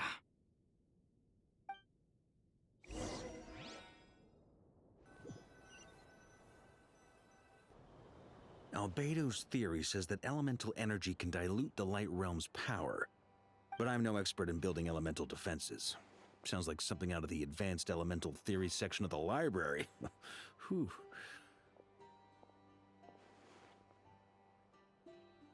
You seem quite troubled. Well, yeah. I mean, who doesn't get a little flustered when they're completely out of their depth? You were the very picture of confidence back when you approached the Hexen Circle. Yeah, I could have been faking it through that whole meeting for all you know. Who's to say I'm not just a ball of nerves in a charming and gregarious package? Oh gosh, really? I'm so sorry, I had no idea. Well, you're all the braver for it. Still, I was much more in my comfort zone than I am here. At least in Mondstadt, you can cry for help from a cliff top and actually stand a chance of summoning Barbados himself. Things have never looked bleaker than they do now. If we don't pull this off, Tevat's doomed, isn't it? Oh, you think so? Actually, yes. Yes, it probably is. It's a shame. Don't put too much pressure on yourself. Tevat has faced annihilation many times in the past, but it also gave us you, didn't it? Hey, don't give me that. It's not like I'm anyone special. I disagree. Every human born in this world is special. We angels have always believed that. In that case, this humble human being has a big favor to ask of you. I thought you might say that. I'm sure Alice, in her great wisdom, sent you here precisely to help us in this difficult time, yes? Well, that has less to do with her wisdom and more to do with my power. Of course, of course. Well, the thing is, these elemental defenses we're about to build, I don't think it's a question of if they'll fail, but when. Durin's findings from his patrols make it clear that Dottore is constantly expanding his territory. First it was his lab, then the design bureau, and now this. It's not realistic to completely stop him encroaching on the rest of Nagrai. Rather, our goal should be to stall him for as long as possible. If Miss Sandroni's calculations are correct, well, they're the closest thing to certainty we have in this situation, so let's assume they are. Anyway, her calculations suggest that our best hope for victory lies in Miss Columbina's return. It's up to us to slow Dottore's advance and buy time for her to make a return. Are you asking me to help you with building the defenses? No. I'd like you to prepare for what comes next. When he eventually reaches us, we will have to fight him. You were an angel once and a mage now. I'm asking you to lend us your protection. Oh. Can I take it that you're triggering the terms you fought for during our three-way talks? Well, technically those terms were about protecting Mondstadt. But if you're happy to agree to the change in location, then yes, let's do that. You're cashing in on this much sooner than I'd imagined. Well, yeah. The way things are going, I might not get another chance. Very well. The mages have heard the knight's plea, and we will respond. To tell the truth, Alice and I had already discussed how we might help you all, so I didn't come empty-handed. I always like to be prepared.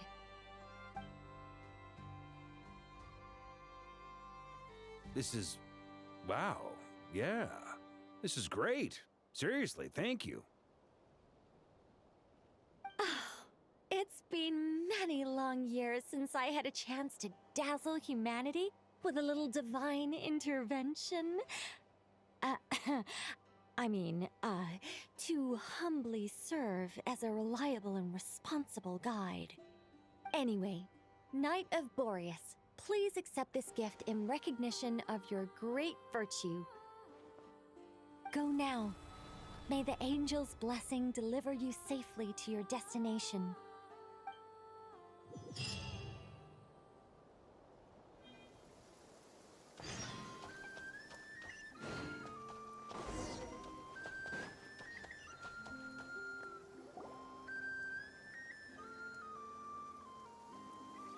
Ah, you're here. Sandroni, how are things going? Glad you asked. You two are about to become the first people to lay eyes upon my masterpiece. Or should that be the first person and the first, specter? Hey! Whatever. Come, feast your eyes on this. Wow! We've never seen something like this before!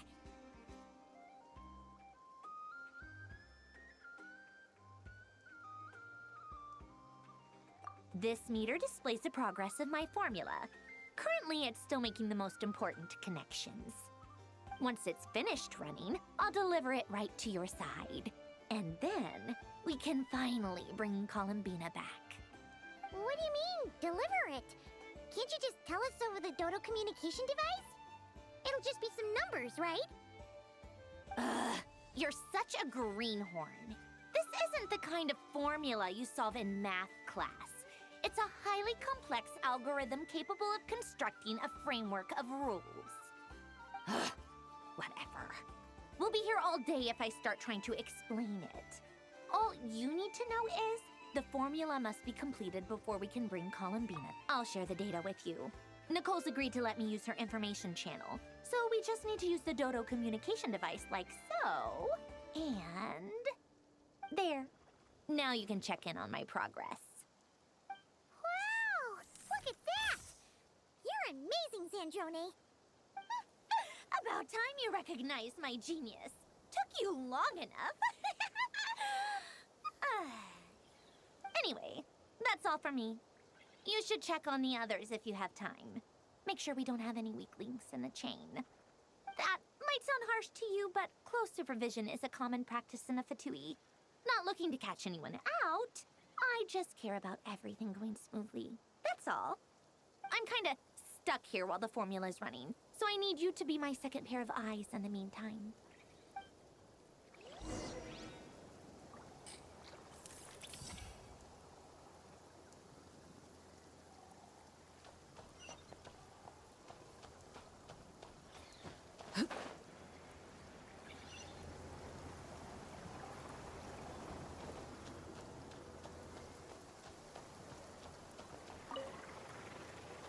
Traveler, Paimon, a pleasure to see you both.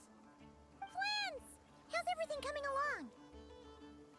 Fairly well, if I do say so myself. Personally, I am ready to confront Dottore head-on. Ooh, you sound much more serious than usual. To be honest, I am not usually fond of exercising my full strength. For one thing, it's hardly conducive to maintaining a low profile.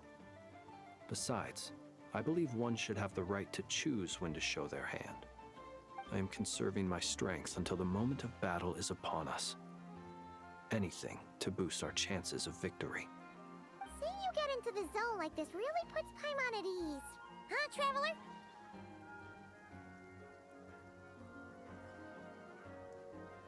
I consider it an honor to have your trust. Rest well. I look forward to seeing you both in your element during the battle.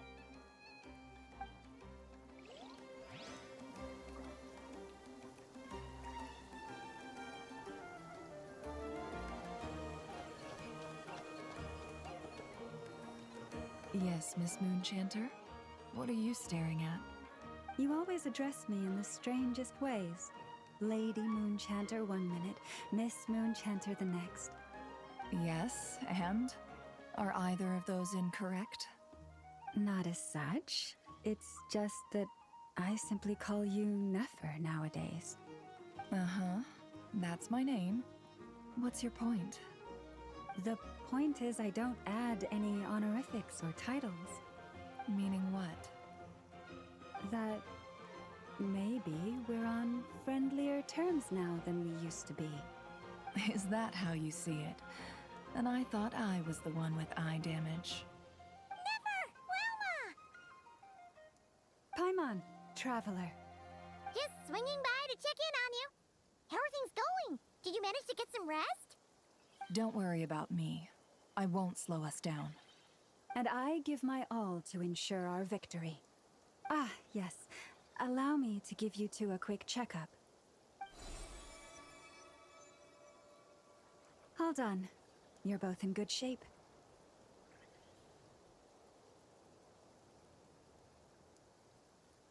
You're welcome. You'll have your work cut out for you in this battle against Dottore, so make sure to get some rest in first. Paimon will keep an eye on him, don't you worry. I'm glad to hear it. Take good care of yourself, too, Paimon. Sure thing.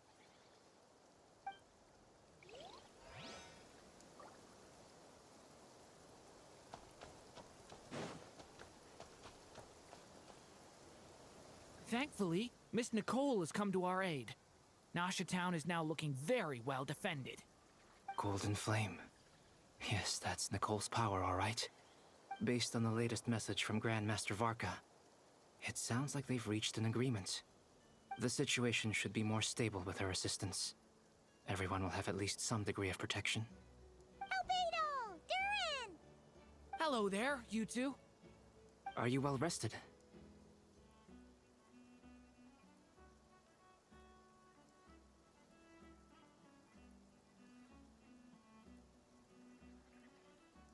That's good to hear. As per the plan, Albedo and I will be in charge of Nasha Town. As Dottore's energy field expands, it's creeping ever closer in that direction. But we will do our best to hold our position. We fought side by side many times before, and always with great success. I believe this time will be no different. So don't worry about us. Focus on fighting Dottore.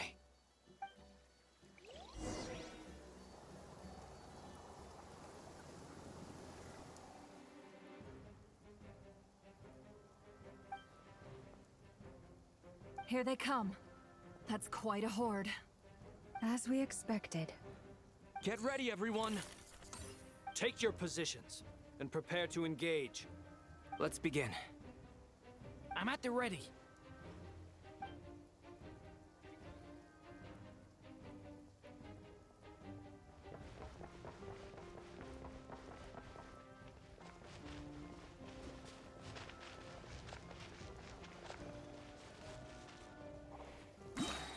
What a waste of time! Your skull! Observe. Are you quite finished?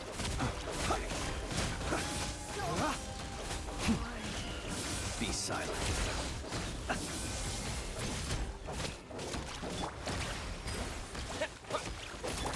Observe. Another one. The long sleep beckons.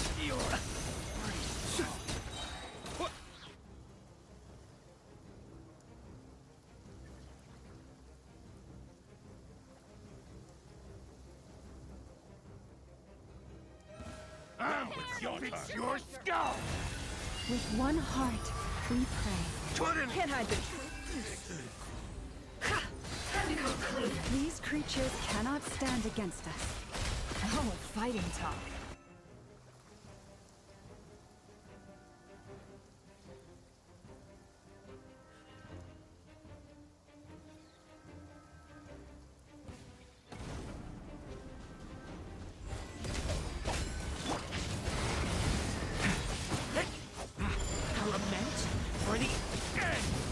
That was easier than I thought. Naturally. What do you mean? Is it because as...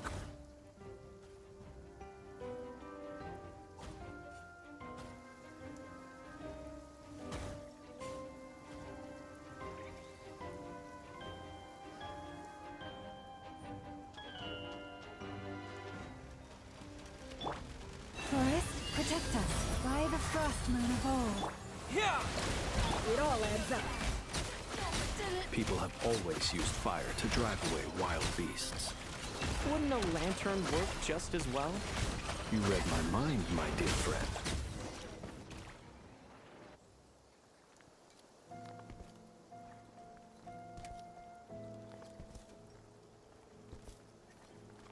You're looking well. I trust you've had a good couple of days. Dottore. It's actually a good thing, in my view. If the subjects of my experiment were to die prematurely, it would throw quite a wrench in the works. And so, I must thank you all for your resilience. We are no longer on the same level, but you are nonetheless worthy of my respect. A creator god should be merciful and gracious after all. And in any case, it is only right that before I end your lives, the world is informed of the arrival of their new god.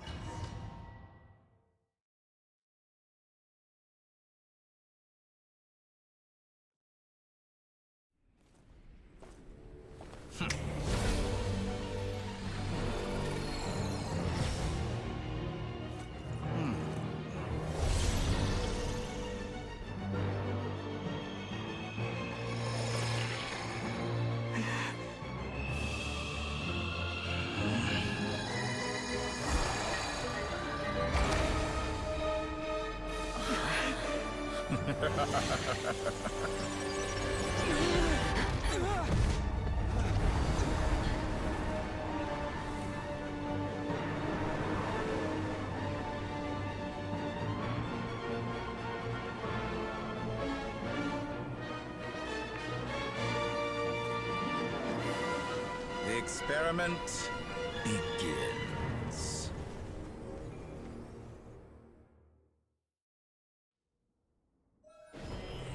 With the the marrow of the 3 moons in my hand, behold the false moons fall!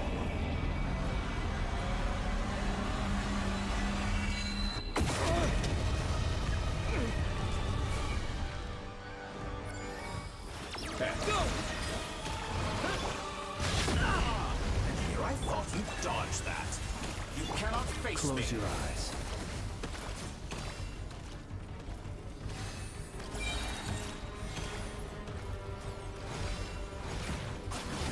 Moon's remnants. You poor lost lamb. No more love. That's it. Some results of valor. Leave this place. With one heart, we pray. Can't hide the truth. First, like an ant in my palm.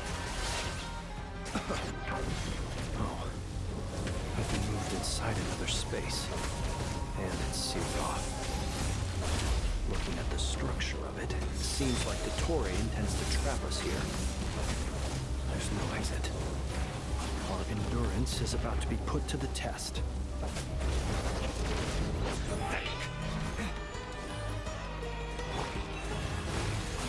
It all adds up. Excellent. You barely managed to touch my level. Moon's remnant.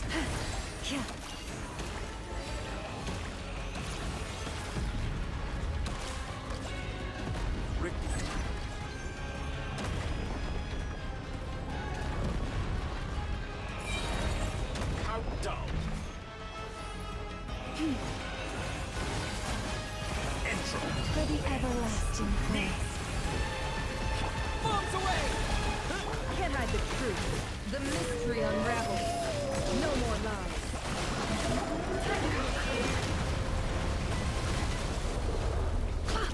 Good. Keep it up.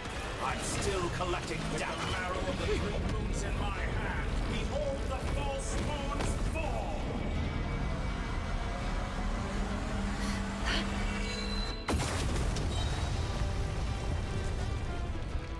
Tell me, where will you try scurrying off to next? Stay your hand. Looks like Dottore has opted for a divide and conquer strategy. But we will not allow him to triumph. Now, I shall pray for our victory. Tested.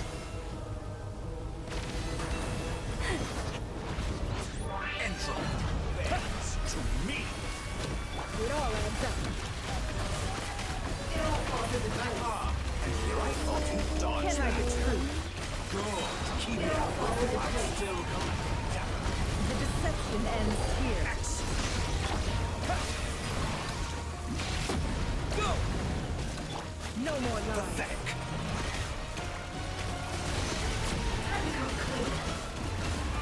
Can I be true?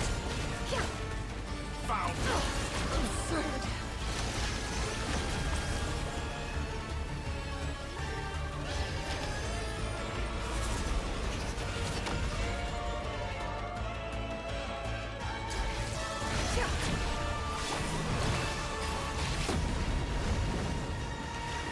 How dull. Intro. Thanks to me.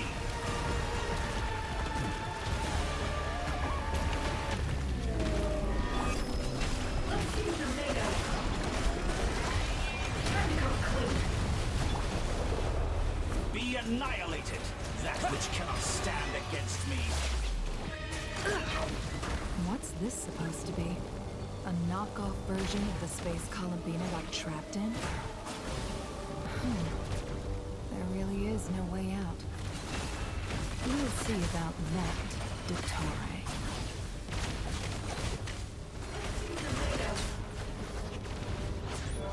My apologies. I had not intended to take your team with. But you have a choice.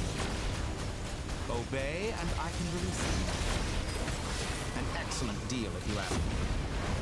Won't you consider it?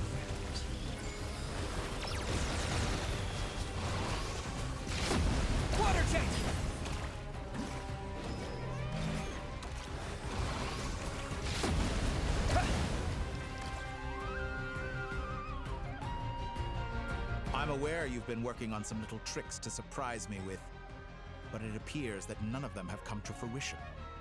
My guess would be that you're trying to bring Columbina back. But then, where is Sandrone? Or are you trying to buy time for her? I always found their friendship to be a curious phenomenon. Two highly incongruent personalities, and yet they share a deep connection. Speaking of Columbina, I once saw her as like a younger sister. We got along quite amicably while she was with the VIII. But then one day she suddenly decided she would refuse to take part in any further experiments. To this day, I truly don't understand what I could have done to upset her so much. It's such a pity. I could have had a sister, a family. But alas, she grew to dislike me. You're not fit to be family to her. That I can't deny. So many people, all obsessed with playing out the same tired old dramas. This world is rotten to the core. And then there's you. You had every opportunity to reach the right conclusion.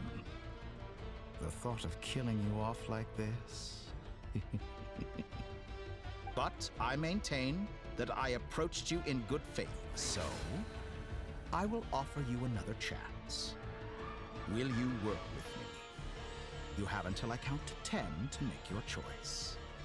1, 2, 3. Not in a million years. Huh.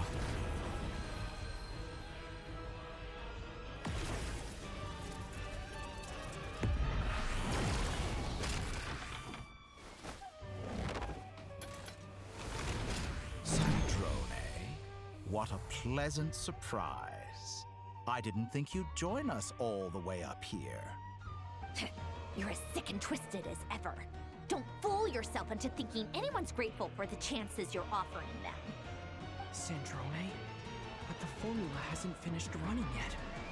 Funnily enough, I was just discussing a collaboration opportunity with the Traveler, and then I see you, who I must say is a good example of an opportunity gone to waste. Gone to waste? I said that everyone would get one chance, and you've used yours to march right back into the lion's den. So yes, it's an utterly wasted opportunity.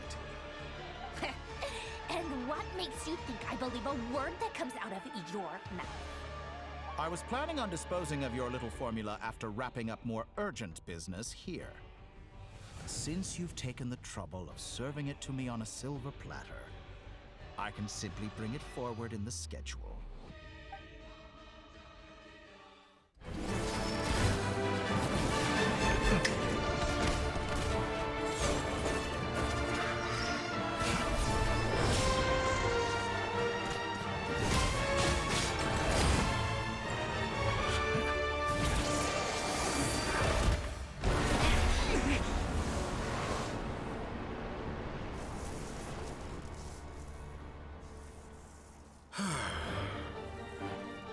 Is this your life's work? This piece of trash?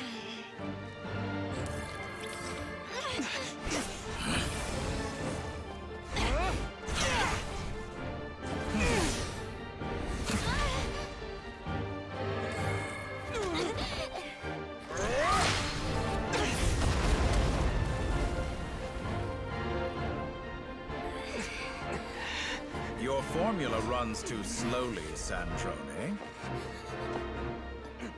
You put your hope for success on others instead of fighting dirty. That is why you have failed. Now, whom should I slay first? Any volunteers? No one?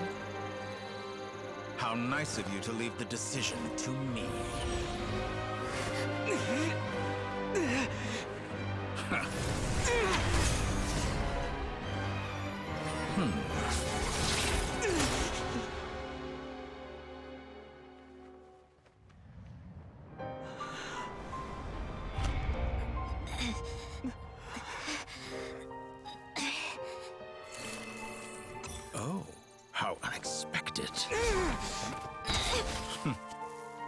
Sandrone, any last words for me, comrade?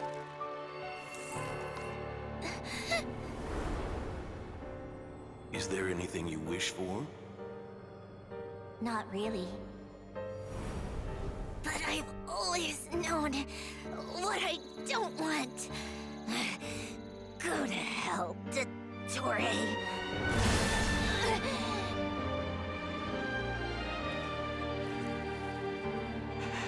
No!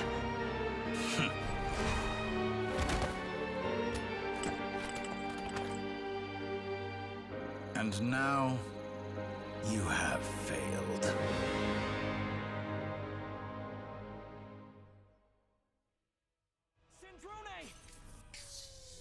Now you see how fragile mechanical contraptions are. Just a gentle tap, and they fall to pieces. However keen of an inventor Sandrone may have been, her death spells the end of the formula that was running inside her body. Of course, I have to commend her for making it this far. As her colleague, I have to admire her stubborn tenacity. Now, it is time for you to take your place by my side. My count was interrupted, but the second chance I extended to you still stands. Once again, you are welcome to join me. By now, I'm sure you have gained a greater appreciation for the power and authority I wield. What is stopping you from embracing a new world of endless possibilities? Not in the mood to talk? As you wish. You seem less talkative than usual today. I'll change the topic to something more apropos. Sandrone was always like this, never trusting anyone, always so reluctant to share her research with them. Objectively speaking, she had her strengths. It is remarkable how she extracted and even optimized the world formula from so much data. But her inability to trust was her undoing. Had she allowed someone else to monitor or run the formula for her, you might still have a chance at victory even now. But regrettably, she was a stubborn fool. As much as it pains me, she had to go. Dottore, maybe this is news to you, but people can change. Columbina surprised you when she escaped. And I think Sandrone would surprise you too. Change? You can twist the truth however you want, but I see it clear as day. You're the one who can't trust other people. Is that how you see me? By this point, what can you hope to do about it?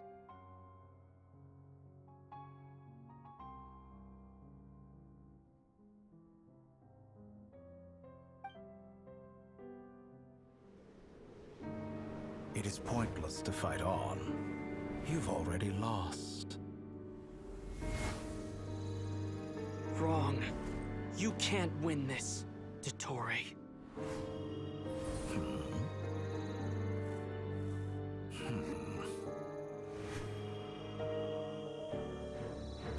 What?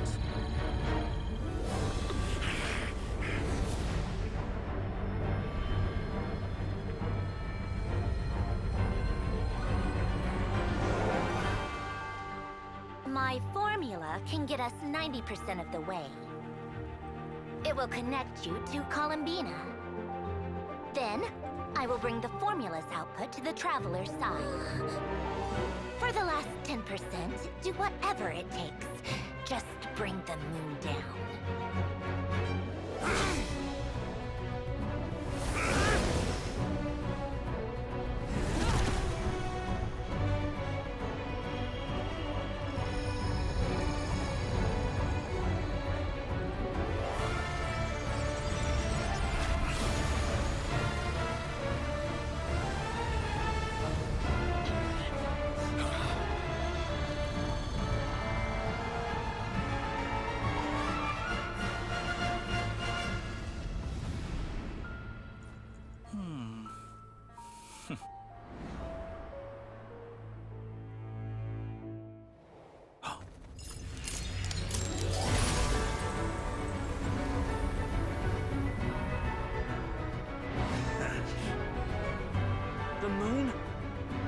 never be yours!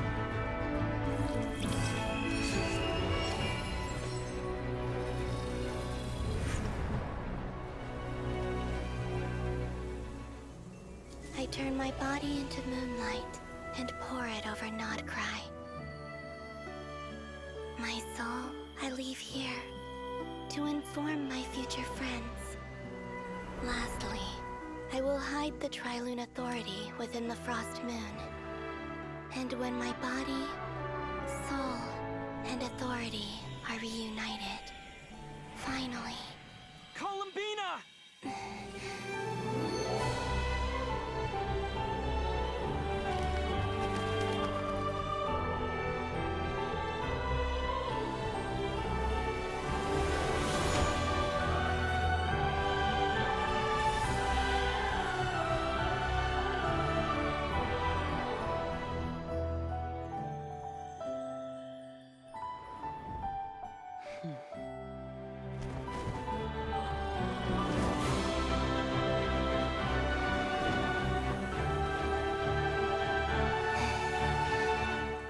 It's been too long. I'm back.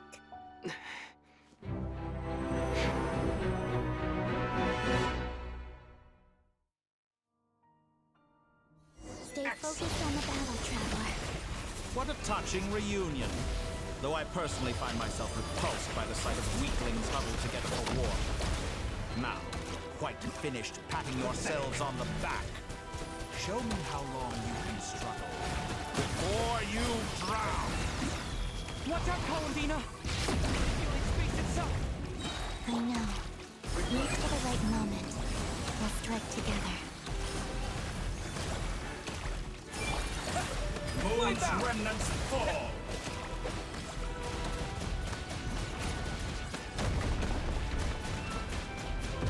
Intro!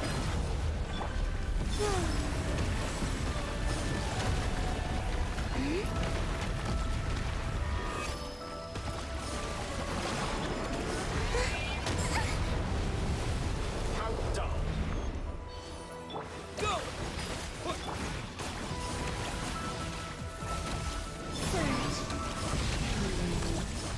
Good, keep it up. I'm still be shackled.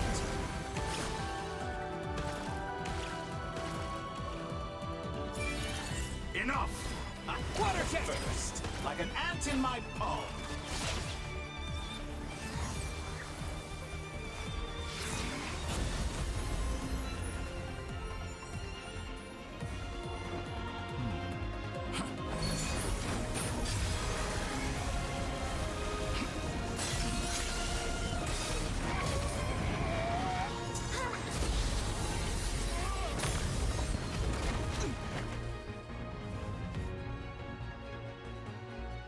I grant you the new moon's blessing.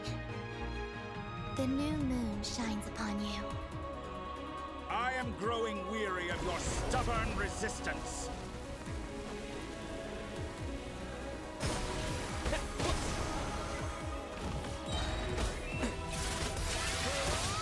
It's over, Dottore!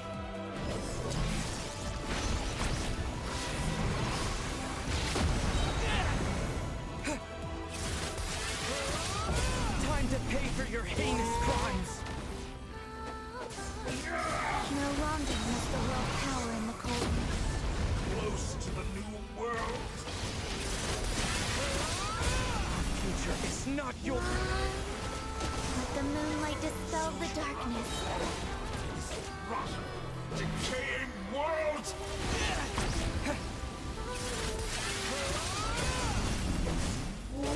Everlasting as the moon. In this rotten, decaying world!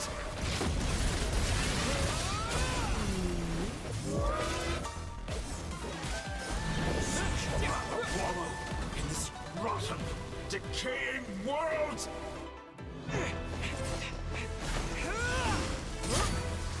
Willfully blind. How can you be so satisfied with your fate?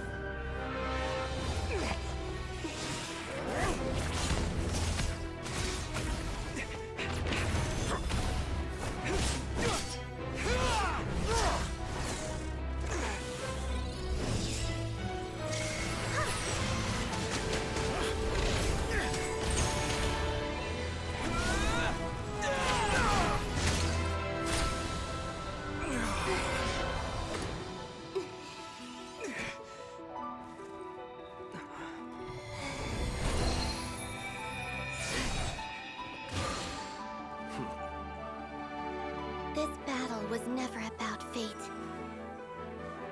It's about friends, family, and the home you stole from them.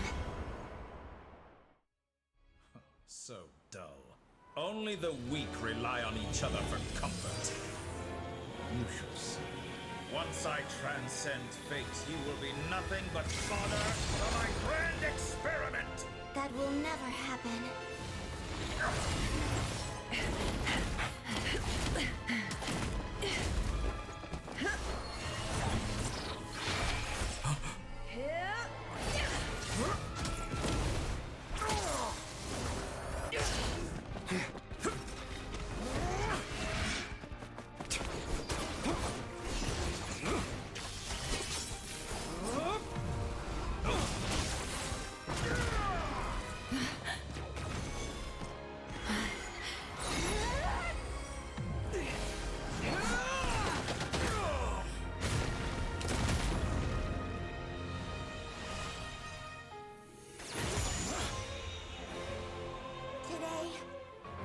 The moon lights up this world once more!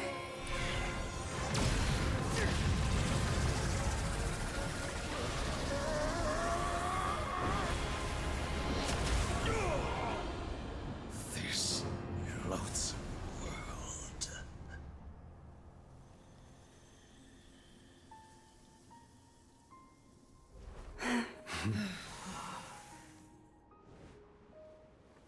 No. This world is our home.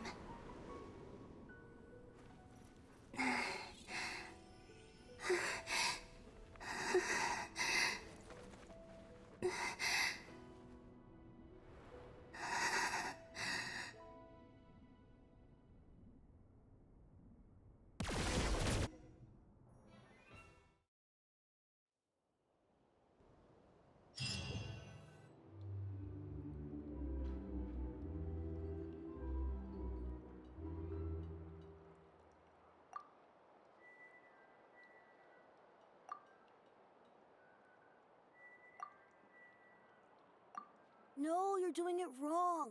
The moon looks like this now. What are you drawing, children? The new moon, Mom. It looks different than before, doesn't it? Also... Can I go buy a sugar sculpture today? Please? Just one? All right. I suppose today is a special day after all. Almost like a festival. Extra, extra! Get the latest Nasha Express here!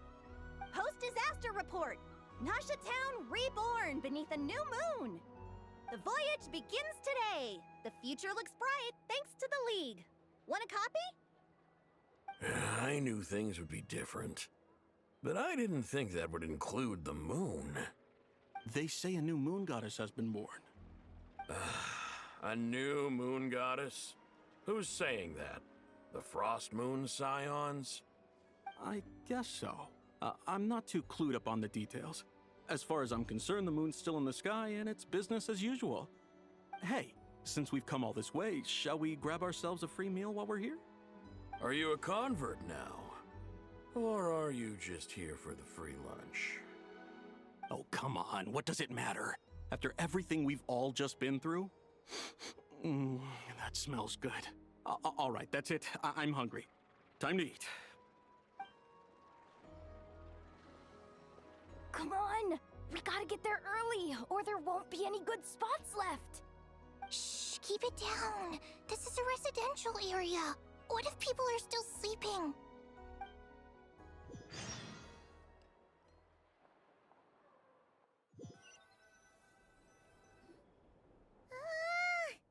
Why is it so noisy outside? It's okay. Paimon was pretty much awake anyway. It's been so long since we last had a chance to relax, huh? Feels like time is moving slower than usual. What about you? Did you rest well?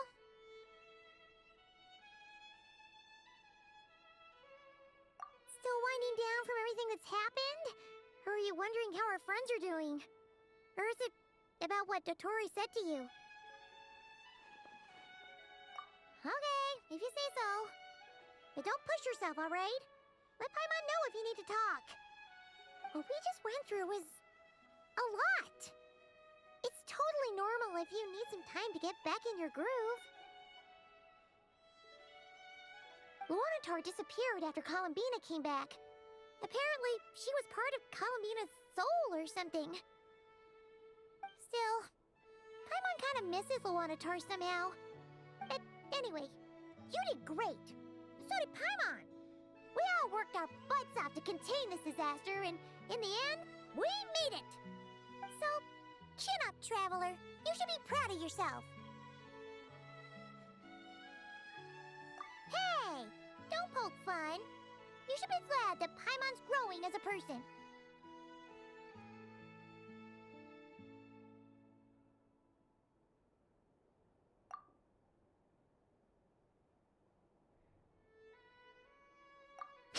Paimon didn't think you'd mention it.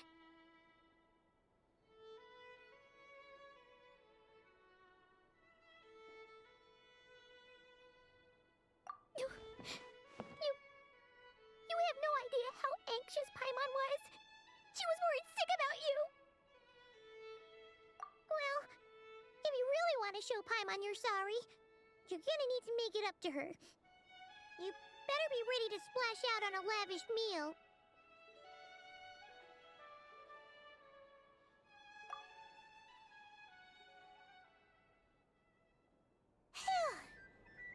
Okay. Paimon's full now.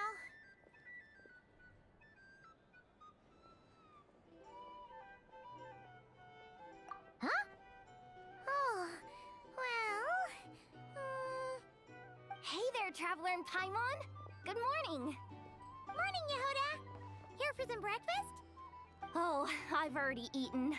Just need some water. I was mostly worried you might forget what day it was today. So, I came over to remind you. Careful there, Paimon. Too much food will make you drowsy. Don't let anyone catch you hiding at the back and nodding off during the League meeting. You should probably be saying that to Aino. She's the baby of the group, if anyone. True. You know, I'm surprised that all these competing groups are actually coming together to try to solve things together. Definitely a first for Nodcry. Well, nothing like a region-wide calamity to bring people together. After that, surely even the most self-interested people have to realize that going it alone isn't worth the risk, right? Try telling Boss Neff that. She's not exactly convinced that people are gonna get with the program. Really? But if she's so pessimistic about it, why'd she agree to be the Curatorium's representative in the League? Probably 'cause even though Unity sounds like a pretty far-fetched idea, the benefits it would bring make it worth a shot. I think things will work out, though. I swear, Nodcry feels like one big family now with everything that's happened. More than it used to, anyway. Paimon's with you on that one. And it seems like plenty of other people agree, too. Just listen to the bustling streets. All right. Everyone's been rebuilding these last 2 weeks, and the evacuees have been coming back in droves. Life's slowly returning back to normal. Which means my workload's probably gonna shoot back up. Were you about to head out? There's still some time before the ceremony begins, you know. Yeah, we were gonna take a stroll around the square and say hi to some friends first. Sounds good. See you later then.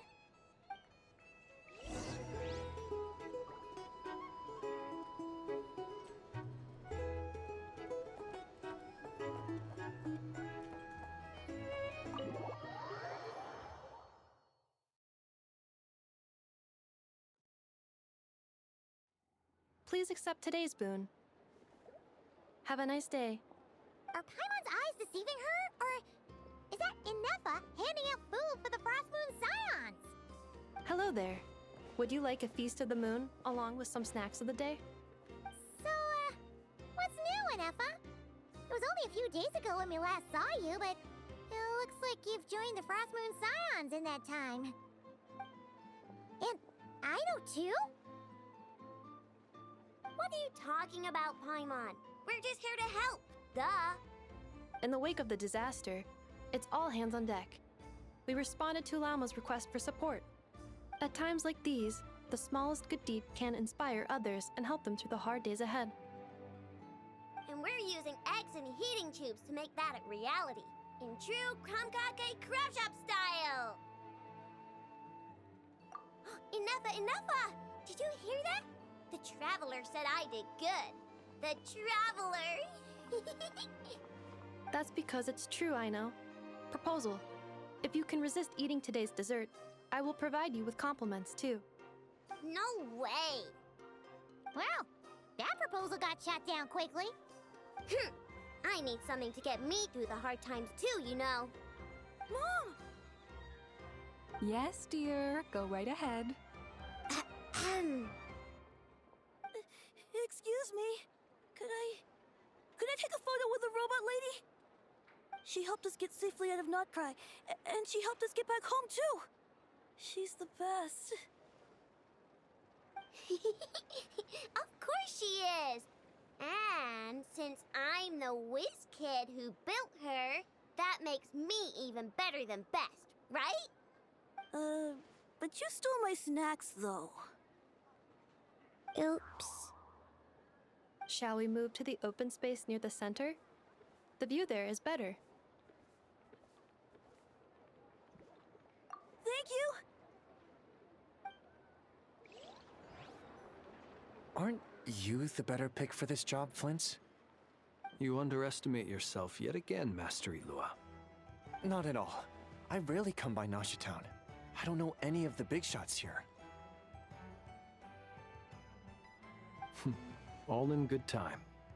Socializing is a step-by-step journey. But you're much further ahead on that road, aren't you? You're not seeing the full picture. You know the truth now. My friends do not understand my habits. There is no question about it. The Lightkeepers need a representative in the League. Someone who is upright, cares about other people, and can realize their self-worth through group action. You say it like you wouldn't make the cut. I am most flattered that you think I would. Sigh a little less, Master Ilua, and have more faith in yourself. All the Lightkeepers agree that you're a very promising young man. That is precisely why Starshina and Nikita felt safe delegating such important work to you. I'm sure we all also agree that we would sooner die of dehydration than manage to wrangle anything out of you in a discussion. My apologies. I am not in the habit of bringing water with me when I go out. Whatever. I'll take the job. By the way, who else is part of this? Oh, it's quite the who's who of Notcry. There's the Moon Chanter of the Frost Moon Scions, the boss of the Curatorium of Secrets, a representative of the Voynich Guild, and even someone from the adorable Krumkake Craft Shop. I'm sure you will find speaking with them to be a genuine pleasure. If you say so. I've never done this work before, so I'm honestly a little scared of making mistakes. But I'll do it.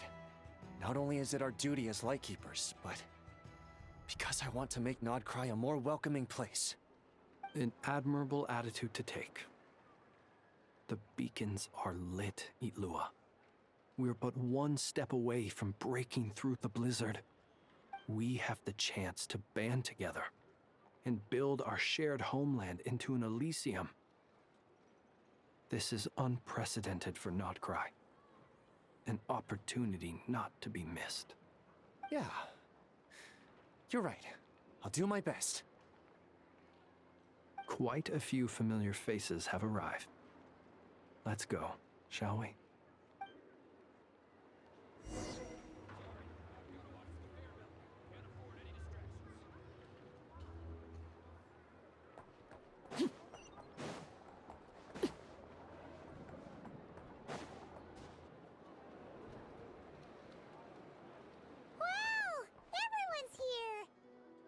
You seem well rested.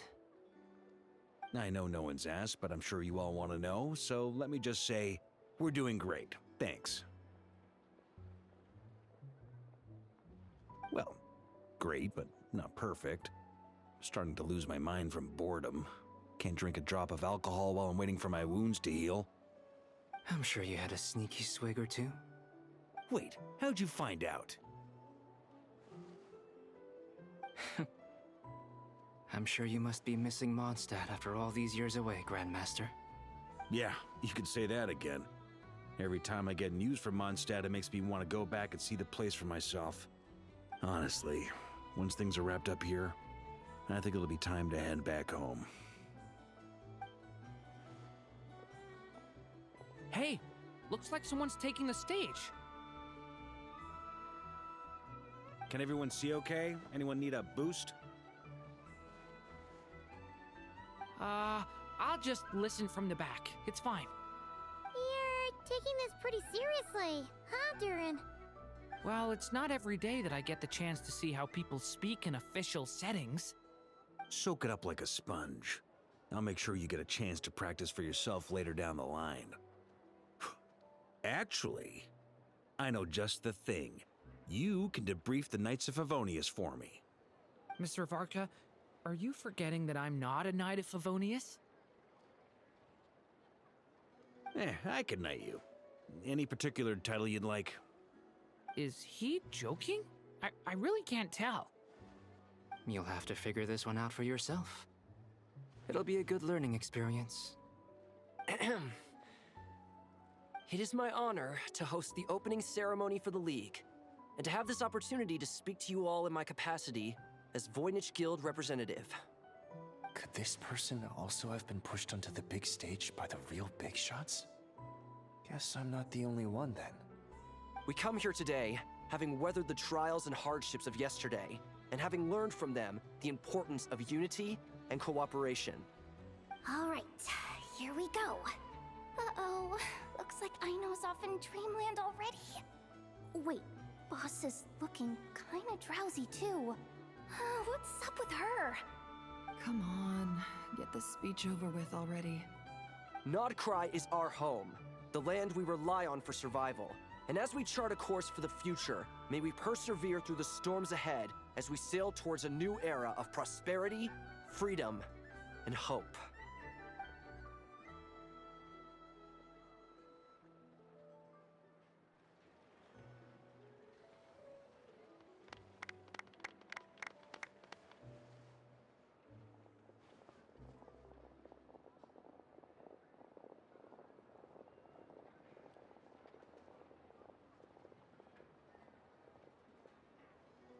Looks like we'll have more opportunities to travel in the future. I'm sure you'll cope, Lady Moonchanter, given how fleet of foot you are. Unfortunately, I suspect I'll be too busy at the Curatorium to act as your host. We have a busy schedule, not to mention an international network of contacts to manage. It'll be all right. I'll just check your schedule with Yehoda well in advance. And if she's not available, I can simply ask Ashru. You... So giving my employees extra workload isn't enough for you? You're really going to drag my cat into this too? I thought you'd approve. Aren't you forever increasing your employees' workloads? That's a bold statement. Are all the Frostmoon Scions feeling more audacious now that your moon goddess has returned? Columbina's return has brought joy to all who care about her. That includes both you and me. As for the Frostmoon Scions, we are learning how to thrive independently, without relying on the moon goddess. It is up to us to make our home a more livable place. Joining the League is one of the steps we are trying towards that end. I like the word try. It's nice and non-committal. You can opt out at any time and still say you tried. You don't see a bright future for the Frostmoon Scions? Or did you mean the League? I'm just not as optimistic as you. The Frost Moon Scions should count themselves lucky that they have a leader as stubborn and enterprising as you. But Nodcry's a big place, with all kinds of people. Most of them don't enjoy answering to a leader, or even listening to reason. Well, that's where you and your methods come in. Unless the Curatorium of Secrets is only here for appearances. For now, yes. And that won't change until this venture becomes worth my while. What would make it worth your while? Getting out more than I put in. Right now, I'd barely break even, but I'll grant that it's a good start for Nodcry. Then maybe it's worth a try. All right, you can stop now. Or do I have to join the Frost Moon Scions before you'll get off my back? You'd be very welcome to join us. Hey, you two! Congrats on all your hard work! What are you chatting about? Nefer was trying to dissuade me from adding to her employees' workload. Also, she's considering joining the Frost Moon Scions. Sorry, what? Your conversations are always the most interesting.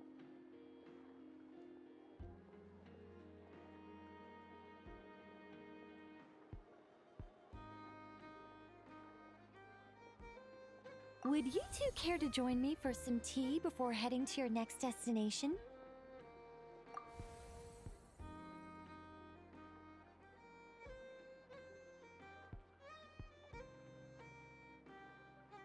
Nicole? Wait, where are you? Aren't you gonna show up today? Sadly not. I'm otherwise occupied right now. I'm sorry, Paimon. I can hear how disappointed you are. If it's any consolation, let me say that how things appear on the surface is a far cry from what they are at their core. Perhaps you'll feel better if you focus on the fact you have a special line of communication with the great mage herself. Okay? Has something happened? No, or not yet, anyway. Well, that's not ominous at all.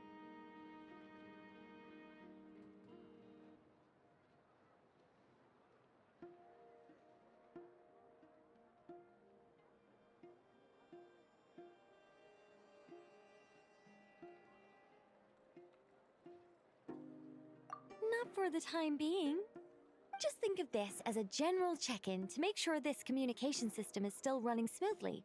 Besides, it's good to chat once in a while if we want to maintain our friendship. You could have just said so. Paimon got all worked up for nothing. Still, the best friendships are built through face-to-face interaction, you know. It's never gonna stop being weird having tea with you when you're not there and just talking to thin air. All right, fair point. I'll bear that in mind for next time. Yeah. Any update on that crisis at the world's borders? Alice just informed me that they had their work cut out for them.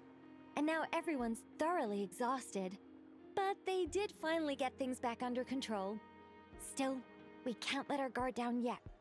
The disruption caused by this disaster has made Teyvat easier to detect from the outside universe. She plans to wait for things to stabilize, then reschedule her Mondstadt vacation plans. As for me, I agree with Hat Guy's perspective.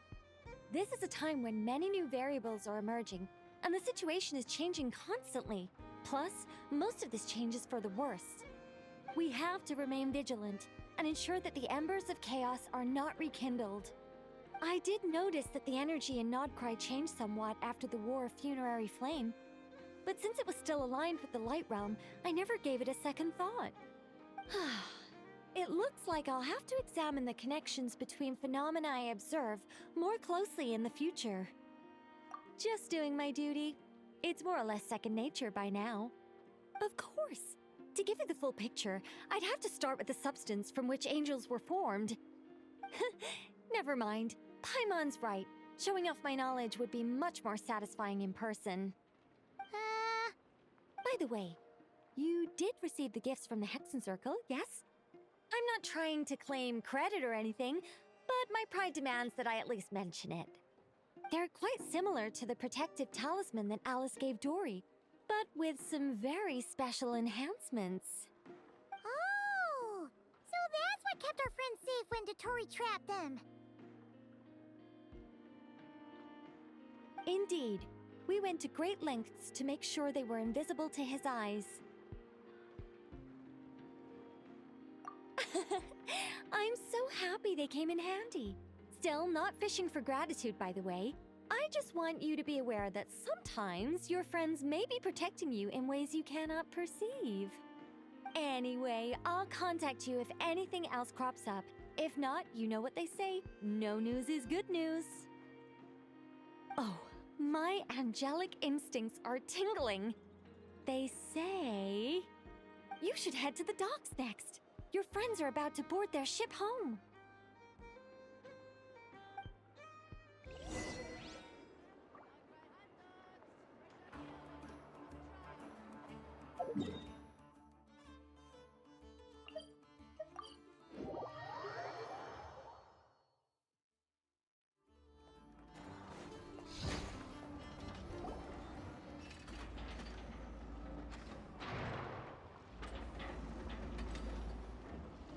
You're here. You're here too, Hat Guy! Are you heading back together? No. I'm bound for Sumeru, and she for Fontaine. We just happened to cross paths at the harbor.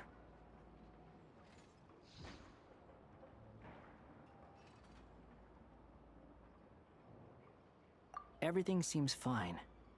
Sandrone may have an abominable temper, but she's always been very responsible with important calculations, and things entrusted to her by valued friends. You always speak as if you know us inside out, Mr. Hat Guy. Maybe I'm just a good judge of character. I certainly hope that's all there is to it. Regardless, you have been a significant help in this matter. For that, you have my gratitude. I didn't do anything special. Sandrone's the one who completed a seemingly impossible formula and turned the tide of the entire battle, even giving her life in the process. She's the one we should be thanking. Even we were unaware that Sandrone had hidden the real formula inside Polonia's body. She managed to fool Dottore into thinking the formula was running in her system by installing an identical-looking decoy within her. She probably realized that she didn't have the strength to stop Dottore. But this way, she could at least get him to lower his guard.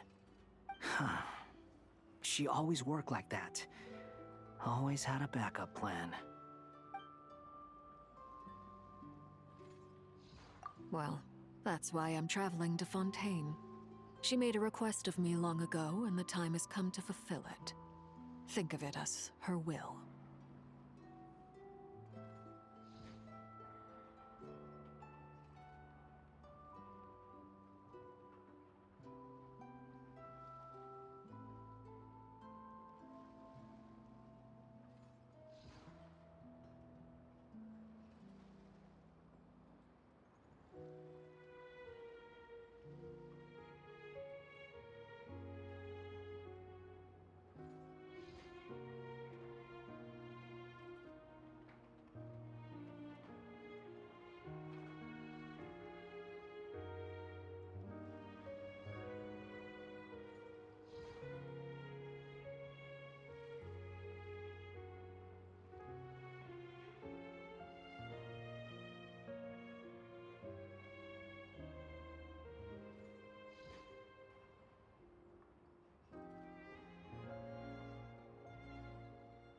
She said that should she ever fail in a mission, she'd like me to deliver her core and Polonia's to the Fontaine Research Institute.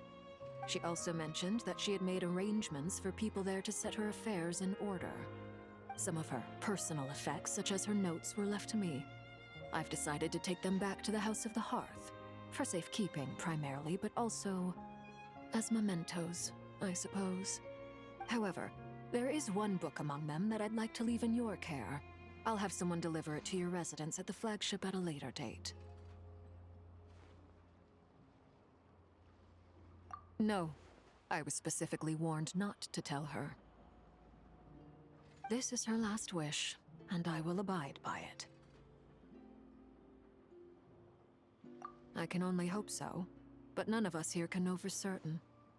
I bade farewell to Columbina earlier today. As promised, she turned the iridescent moon's marrow over to me. She spent a long time with Sandrone's body, saying her goodbyes. Oh, is she all right? Sandrone's passing has left a great wound in all of our hearts. It will take time to heal, but Columbina surprised me. She offered me some words of comfort before I departed. Despite being grief-stricken herself, she showed an awareness of the feelings of others around her. She never used to act like this. Clearly, she has grown. And I suspect that we have you to thank for much of the change we are seeing in her.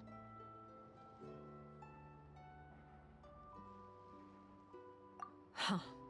After these recent events, the Tsaritsa has revoked the Pale Star Edict. Snezhnaya now realizes that the arrest warrant for Columbina was just a ploy by Dottore, who coveted her powers. I shall return to Nodcry to see her as soon as I find the time. I hope that from now on, she too will explore more of the world. Columbina Hyposelenia's journey is only beginning. My ship is here. Traveler, Paimon, we shall meet again. You too, Hat Guy. What are you still bumming around for? Isn't Columbina waiting for you? I thought today was the day you'd agreed with her to go find out the truth about your sibling.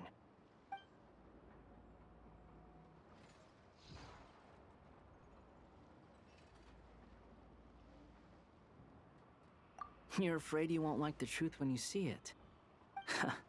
Well, this is new. I was starting to think that nothing could scare you. Don't say that! Wouldn't you be if you were in this situation? Fair point. But I'd say I have more experience facing up to unpleasant truths than the Traveler. They say blood's thicker than water. I know how much you need your family back. More than you need any of your friends. And I'm sure that all your real friends understand that too. No matter what the truth turns out to be, they will stick by you and support you, whatever decision you make. Finding the truth is important. But more important still is what you choose to do once you've found it.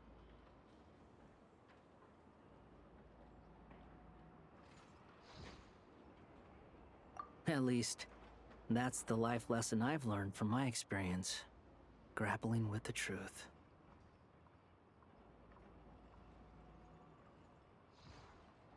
What? Now that Dottore's dead and gone? A little, I guess. But it hasn't solved everything. Maybe I regret not getting to end his life with my own hands. Or maybe it's something else. But for whatever reason, I still feel like I have a chip on my shoulder. Either way, I'm going back to Sumeru. Lesser Lord Kusanali is gonna need help dealing with all the chaos Dottore left in his wake. Not just from this incident, but everything he did in the past, too. You should continue with your journey, as you've always done. Who knows? Maybe we'll meet again someplace else. So, what should we do now? If you want to explore a bit more to steady those nerves, Paimon's game! After all, when Columbina said she knew where your ship was hidden, Paimon promised to give you two some alone time with the truth. It hasn't been all that long since we were last apart, sure, but with Columbina there, Paimon's sure things will be just dandy.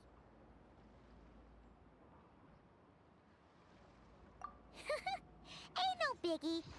Paimon might be all about that food and fun, but she knows how to do right by people. Paimon's sure you'd prefer to digest the news about your sister in peace. But, no matter what you see, just know you can share it with Paimon. Of course, as long as it's not super private. If you can't make sense of something, let's give it some thought together. And even if we both can't figure it out, Paimon can at least treat you to a nice meal.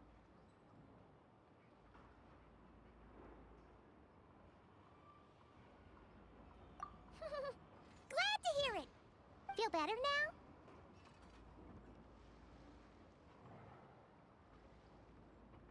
Alrighty. Next up, time to meet with Columbina.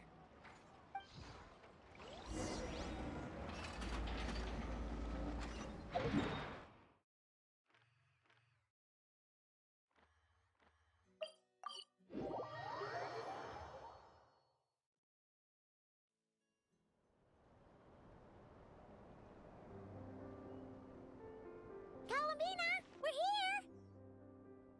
Can't quite believe we're meeting out here. We've gotten used to walking over to Silver Moon Hall whenever we go see you. Well, you're still welcome to go there whenever you want to see me.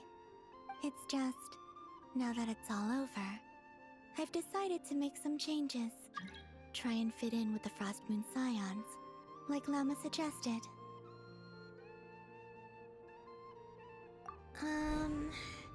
The older generation are still timid around me.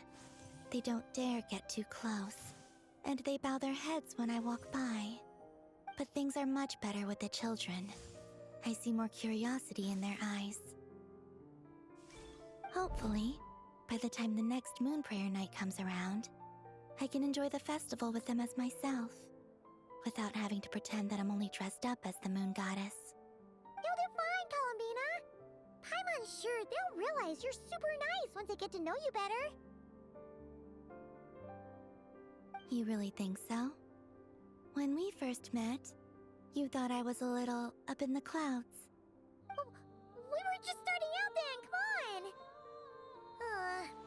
So Lama told you, huh?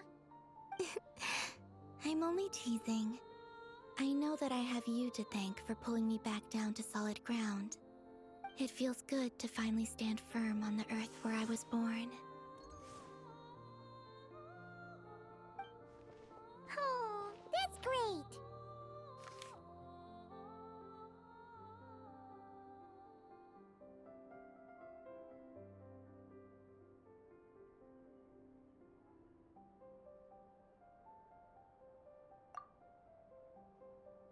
Thank you. I'll make sure not to lose it this time. Well then, are you ready? Lumine, what happened to our spaceship back then? Why did you leave?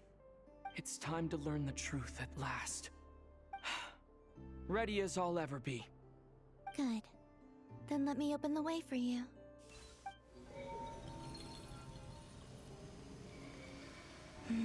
Where does this lead? To our shared destination. Huh? Do you remember me telling you about my missing prologue back when we just met? I said that my story began on the moon. But while I was inside the moon's reflection, I realized that my prologue was really hidden in the future. I just had yet to discover it at that point. The story of the time before I was born was in fact the story of my distant future. It's truly fascinating. But when I obtained the Trilunar Authority and returned to our present reality, I sensed something I hadn't expected. Your prologue. So you mean... Yes, your spaceship. All this time, it has been hidden on the Frost Moon, which lay beyond the sky. The great ruler of the firmament. The heavenly principles. Wait, them? Why would they do that? I don't know. Perhaps your ship contains something that is incompatible with Tevat. Or something that cannot be known. Oh, did I pick a bad time to say this? I know it must have been hard to work up the courage to do this. Maybe I should have waited until you were on the moon, with no chance to back out. That would've been kinda mean, you know.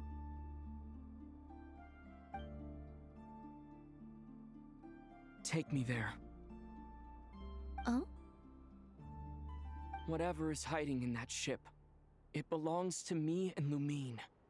Those memories belong to us. No one else has the right to decide whether I should or shouldn't know about it. Not even the heavenly principles. Very well. Then let's go. You two take care, alright? And don't forget to come back soon! Rest assured, Paimon. We will.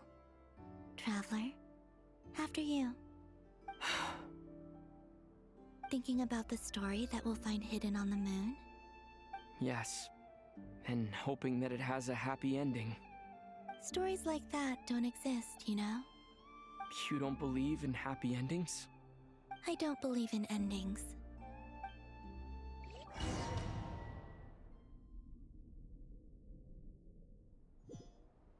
Where am I? This is the pathway I built between Teyvat and the Frost Moon. The moon is very far away from us, so it could be a long journey.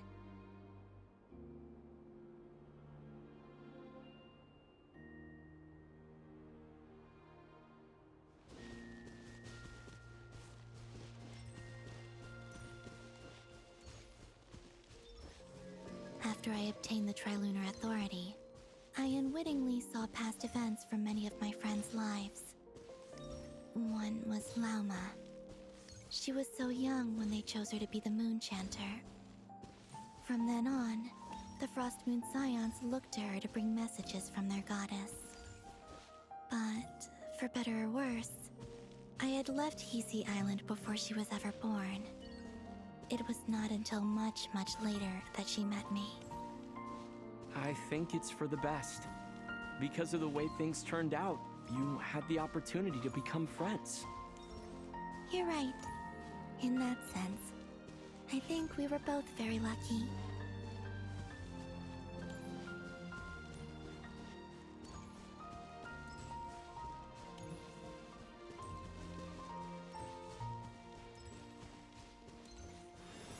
Oh, and about that mage, Nicole. I only recently learned that she has lived in Teyvat since the time of the Three Moon Sisters. The Moon Goddesses always had a good relationship with the angels. I suppose our friendship continues that tradition.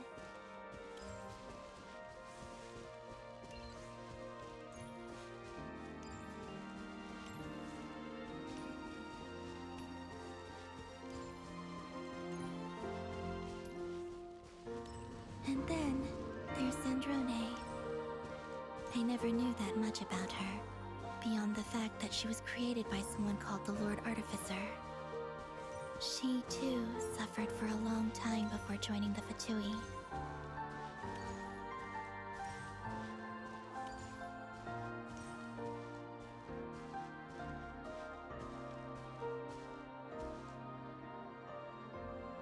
How I wish I could talk to her again. Even if only to hear her say nasty things to me.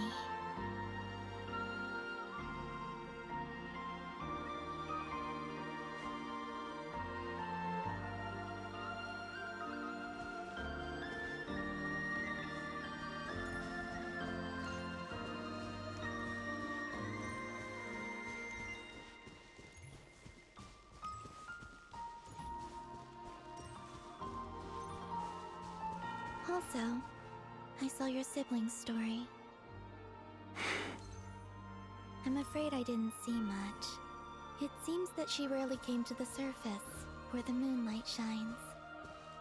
But I did notice that back when you first set out on your journey, she would often appear nearby, gazing at you from afar with a guilty look in her eyes. Lumine.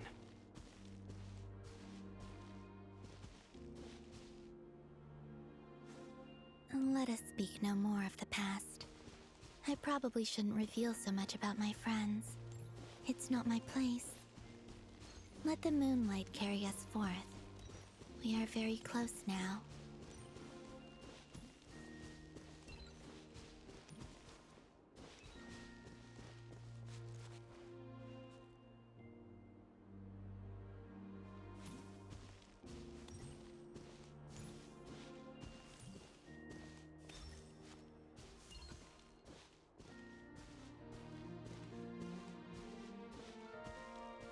After this, I'd like to bring some kuhenki to the moon as well.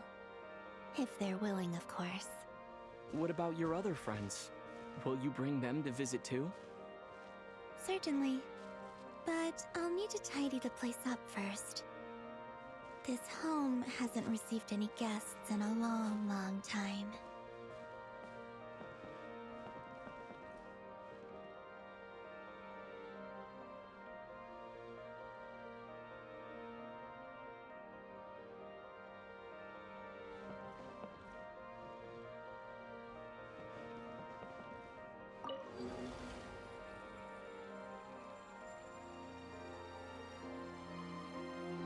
I remember writing something similar with you on Moon Prayer Night. I believe it was called... Dodoko's Whirligig. Yes, that was it. You asked me if I was afraid to return to the moon, and I said that I was. The idea that I had gained something precious, only to lose it so quickly. That frightened me. But I'm not afraid anymore. Besides, this time, we're traveling together.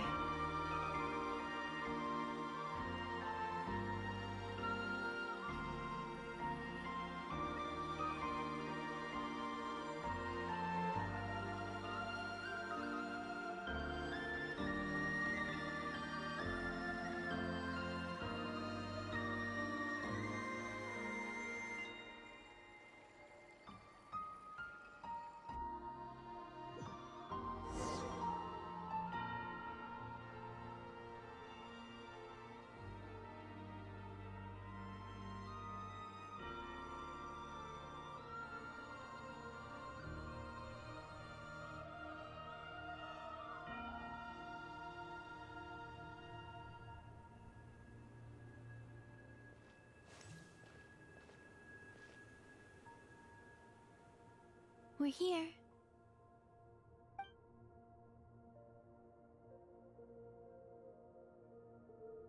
Over there.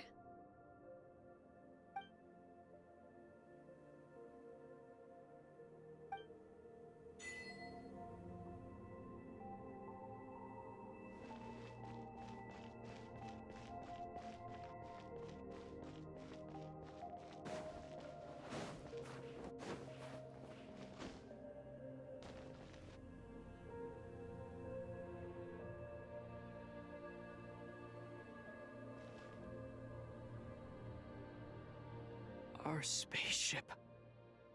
It's huge. I suppose that the moon is the only place one could hide it. It'll be all right. Huh? The way you feel in this moment, I went through it too, on Moon Prayer Night. The door was right in front of me, but I struggled to find the courage to step through. Solitude for me once meant living a life in which even I was absent. Before I met you, that was the only life I knew. But that night, solitude meant throwing away the life I had gained after meeting all of you. Columbina. Go. Retrieve the part of your life that was once lost. Trust me, you will lose nothing by doing so. Look, Tavad is right there. All of our friends are down there, waiting for us. You're right. Thanks, Columbina.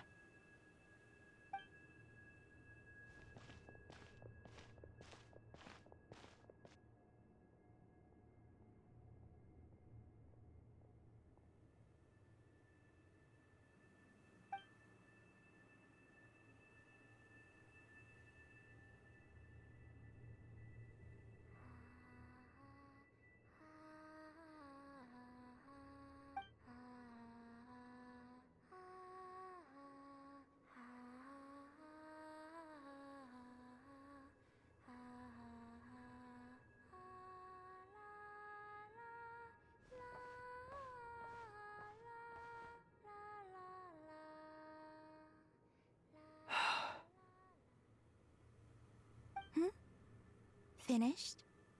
Yeah. Why did you take your eye mask off? Well, since my return, I've decided to take more opportunities to see the world with my own eyes. Besides, I've always wondered how Tevat looks from the moon.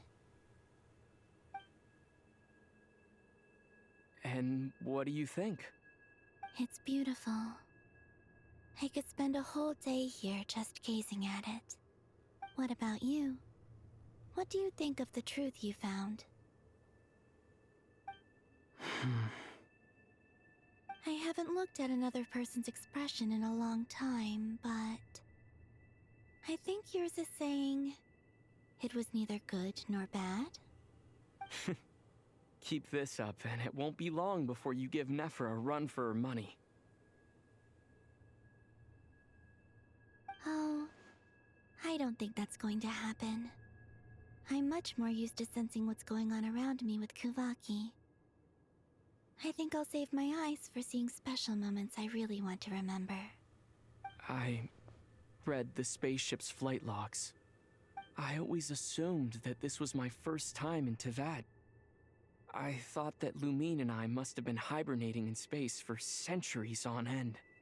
But the logs show that our spaceship flew over the skies of Tevat once before. A long, long time ago. Flew over? So you didn't land? No, the ship barely came to a stop before flying on again.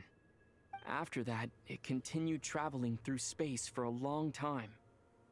Some of the data is corrupted, but I suspect that it kept flying for thousands of years. It was only after that that the ship made a forced landing in Nodcry. When Lumine found me, she came from outside the ship. Could this mean that she left the ship long before I did?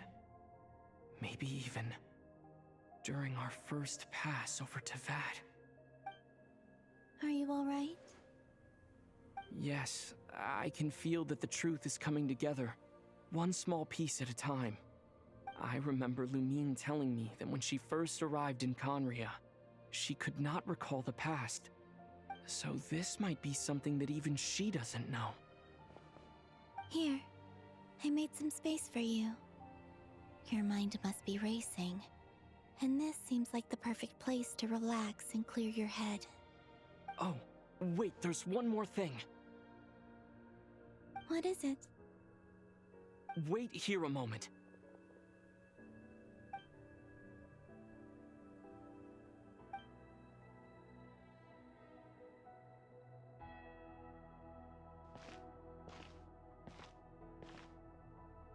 Hey, Columbina.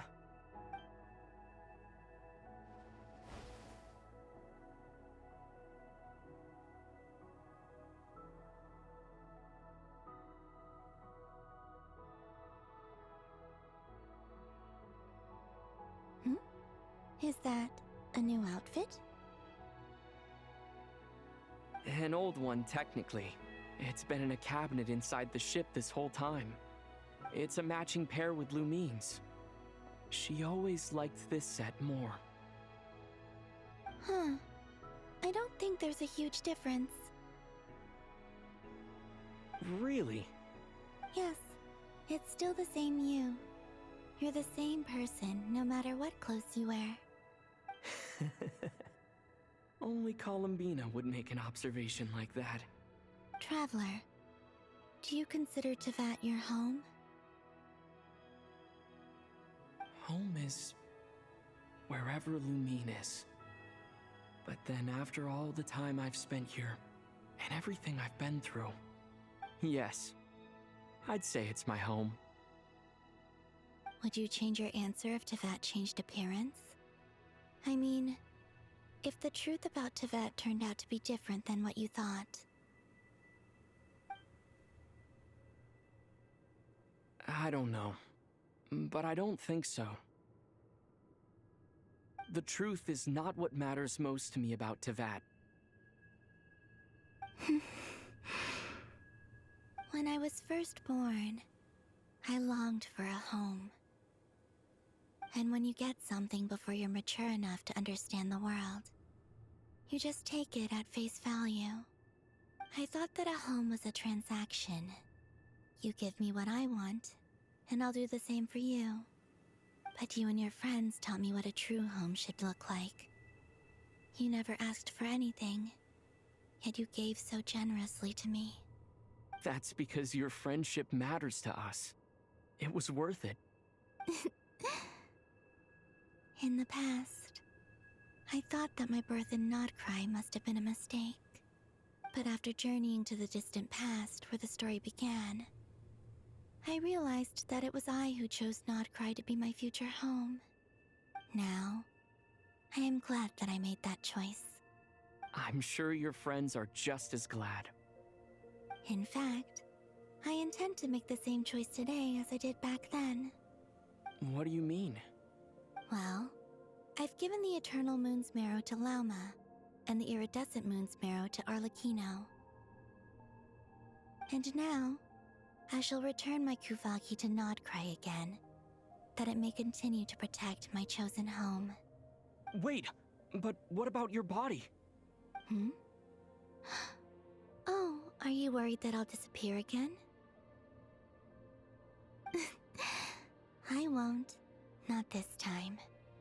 The Frost Moon has now entered the fall sky, and I am the Trilune Goddess. I am only returning to Nodcry the part of me that it needs. I am giving what I can, because my home is worth it. Oh, and I have something for you, too. For me? Yes. Come closer.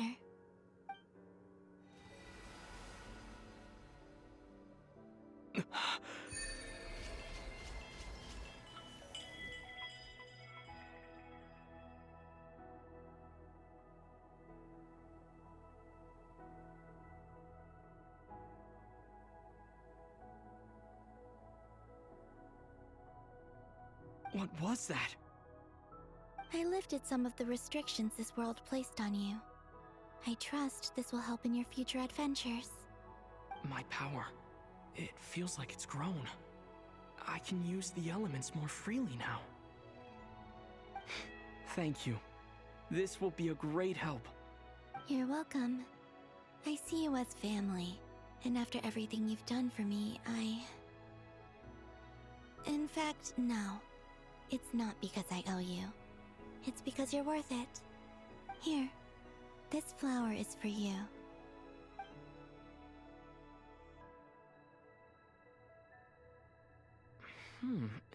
Isn't this a moon prayer blossom?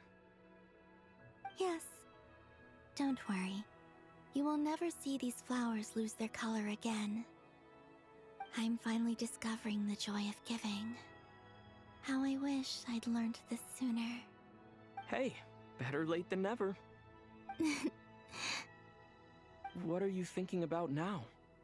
Why don't you take a guess? You get... one shot. I don't think I'll get it in one guess. But I'm sure it's a happy thought. That's kind of a sneaky answer. I can't say you got it wrong. Down into that, the moon seems so far away. I felt it might always lie beyond my reach. But on the moon, everything feels so close by. The haze that once enshrouded the skies has finally been dispersed. I feel like a traveler on a winter's night, starting a new chapter in my tale by the warmth of a bonfire.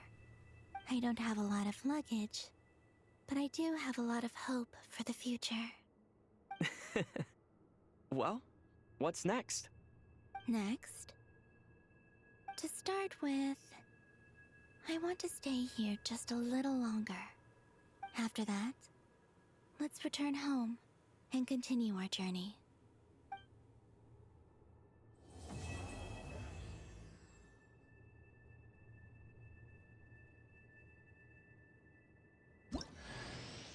These clothes bring back so many memories.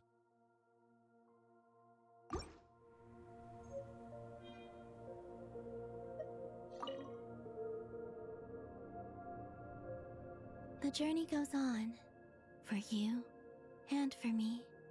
Like I said, this is not the end. I don't believe there has to be an ending. Oh, is that your next destination? Most people would probably tell you to pack some warm clothes. But I experience things differently than most people, so I can't know how cold it is. In fact, it is home to quite a wondrous heat source. I think they call it Kreshnik's torch. Every city in Snezhnaya is built around one of those. I sensed the energy it gave off as I was passing by on a railway train. It felt grand and distant. I also recommend the Korolievsky troupe in Snezhnograd. They give performances quite regularly, and entry was free for harbingers. I liked them a lot.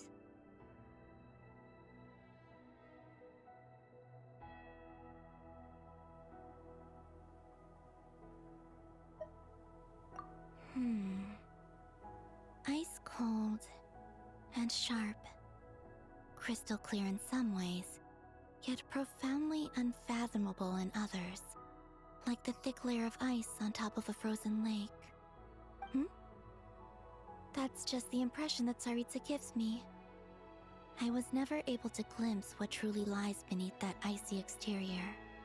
In fact, I don't think the people of Snezhnaya even know what kind of power their god wields. Maybe that's because the Tsaritsa herself has never acknowledged, nor accepted that power.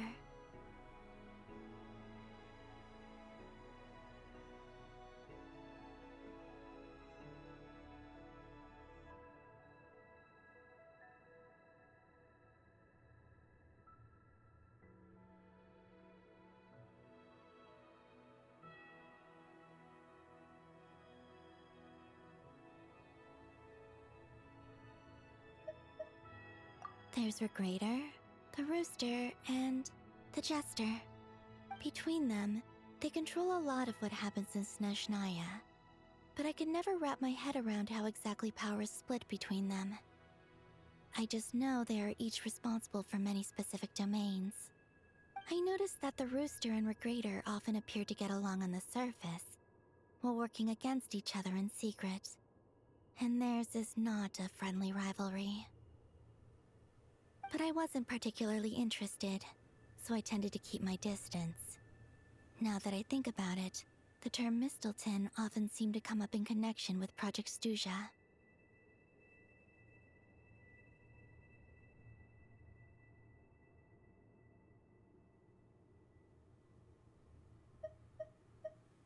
Once things settle down in Notcry, I'd like to explore the world beyond Snezhnaya. You've told me so many stories about the other places you've been to, and all the friends you've made there. I'm curious to visit those nations and see them for myself. It would also help me learn more about the journey that has made you into the person you are today.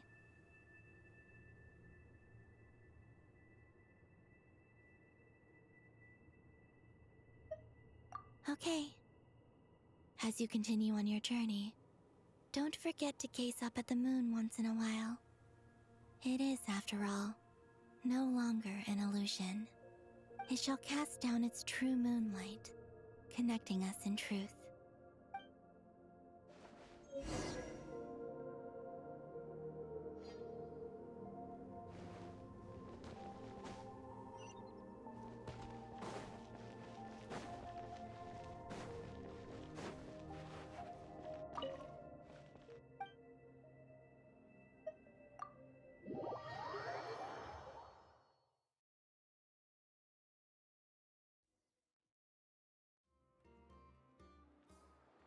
To Jean, acting Grand Master of the Knights of Favonius.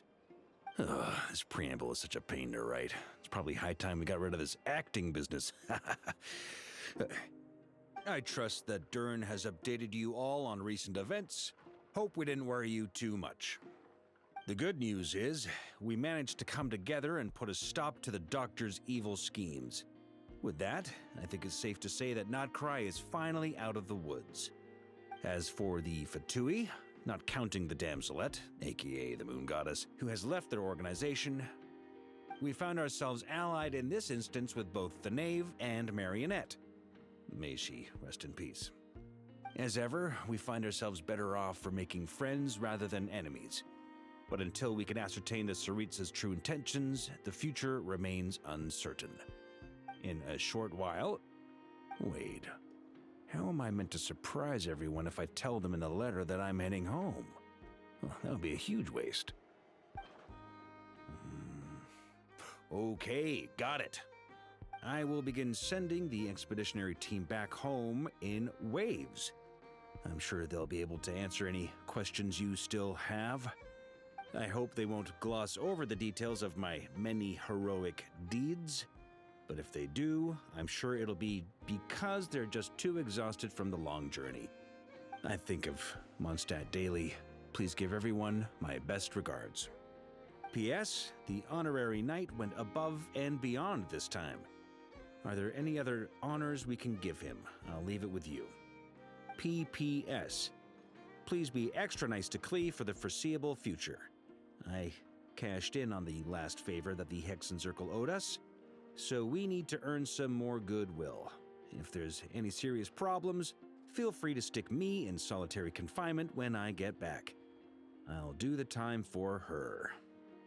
Whew. And that, as they say, is all she wrote. End of an era. And with the moon shining down brighter than ever, I think everyone is going to sleep well tonight.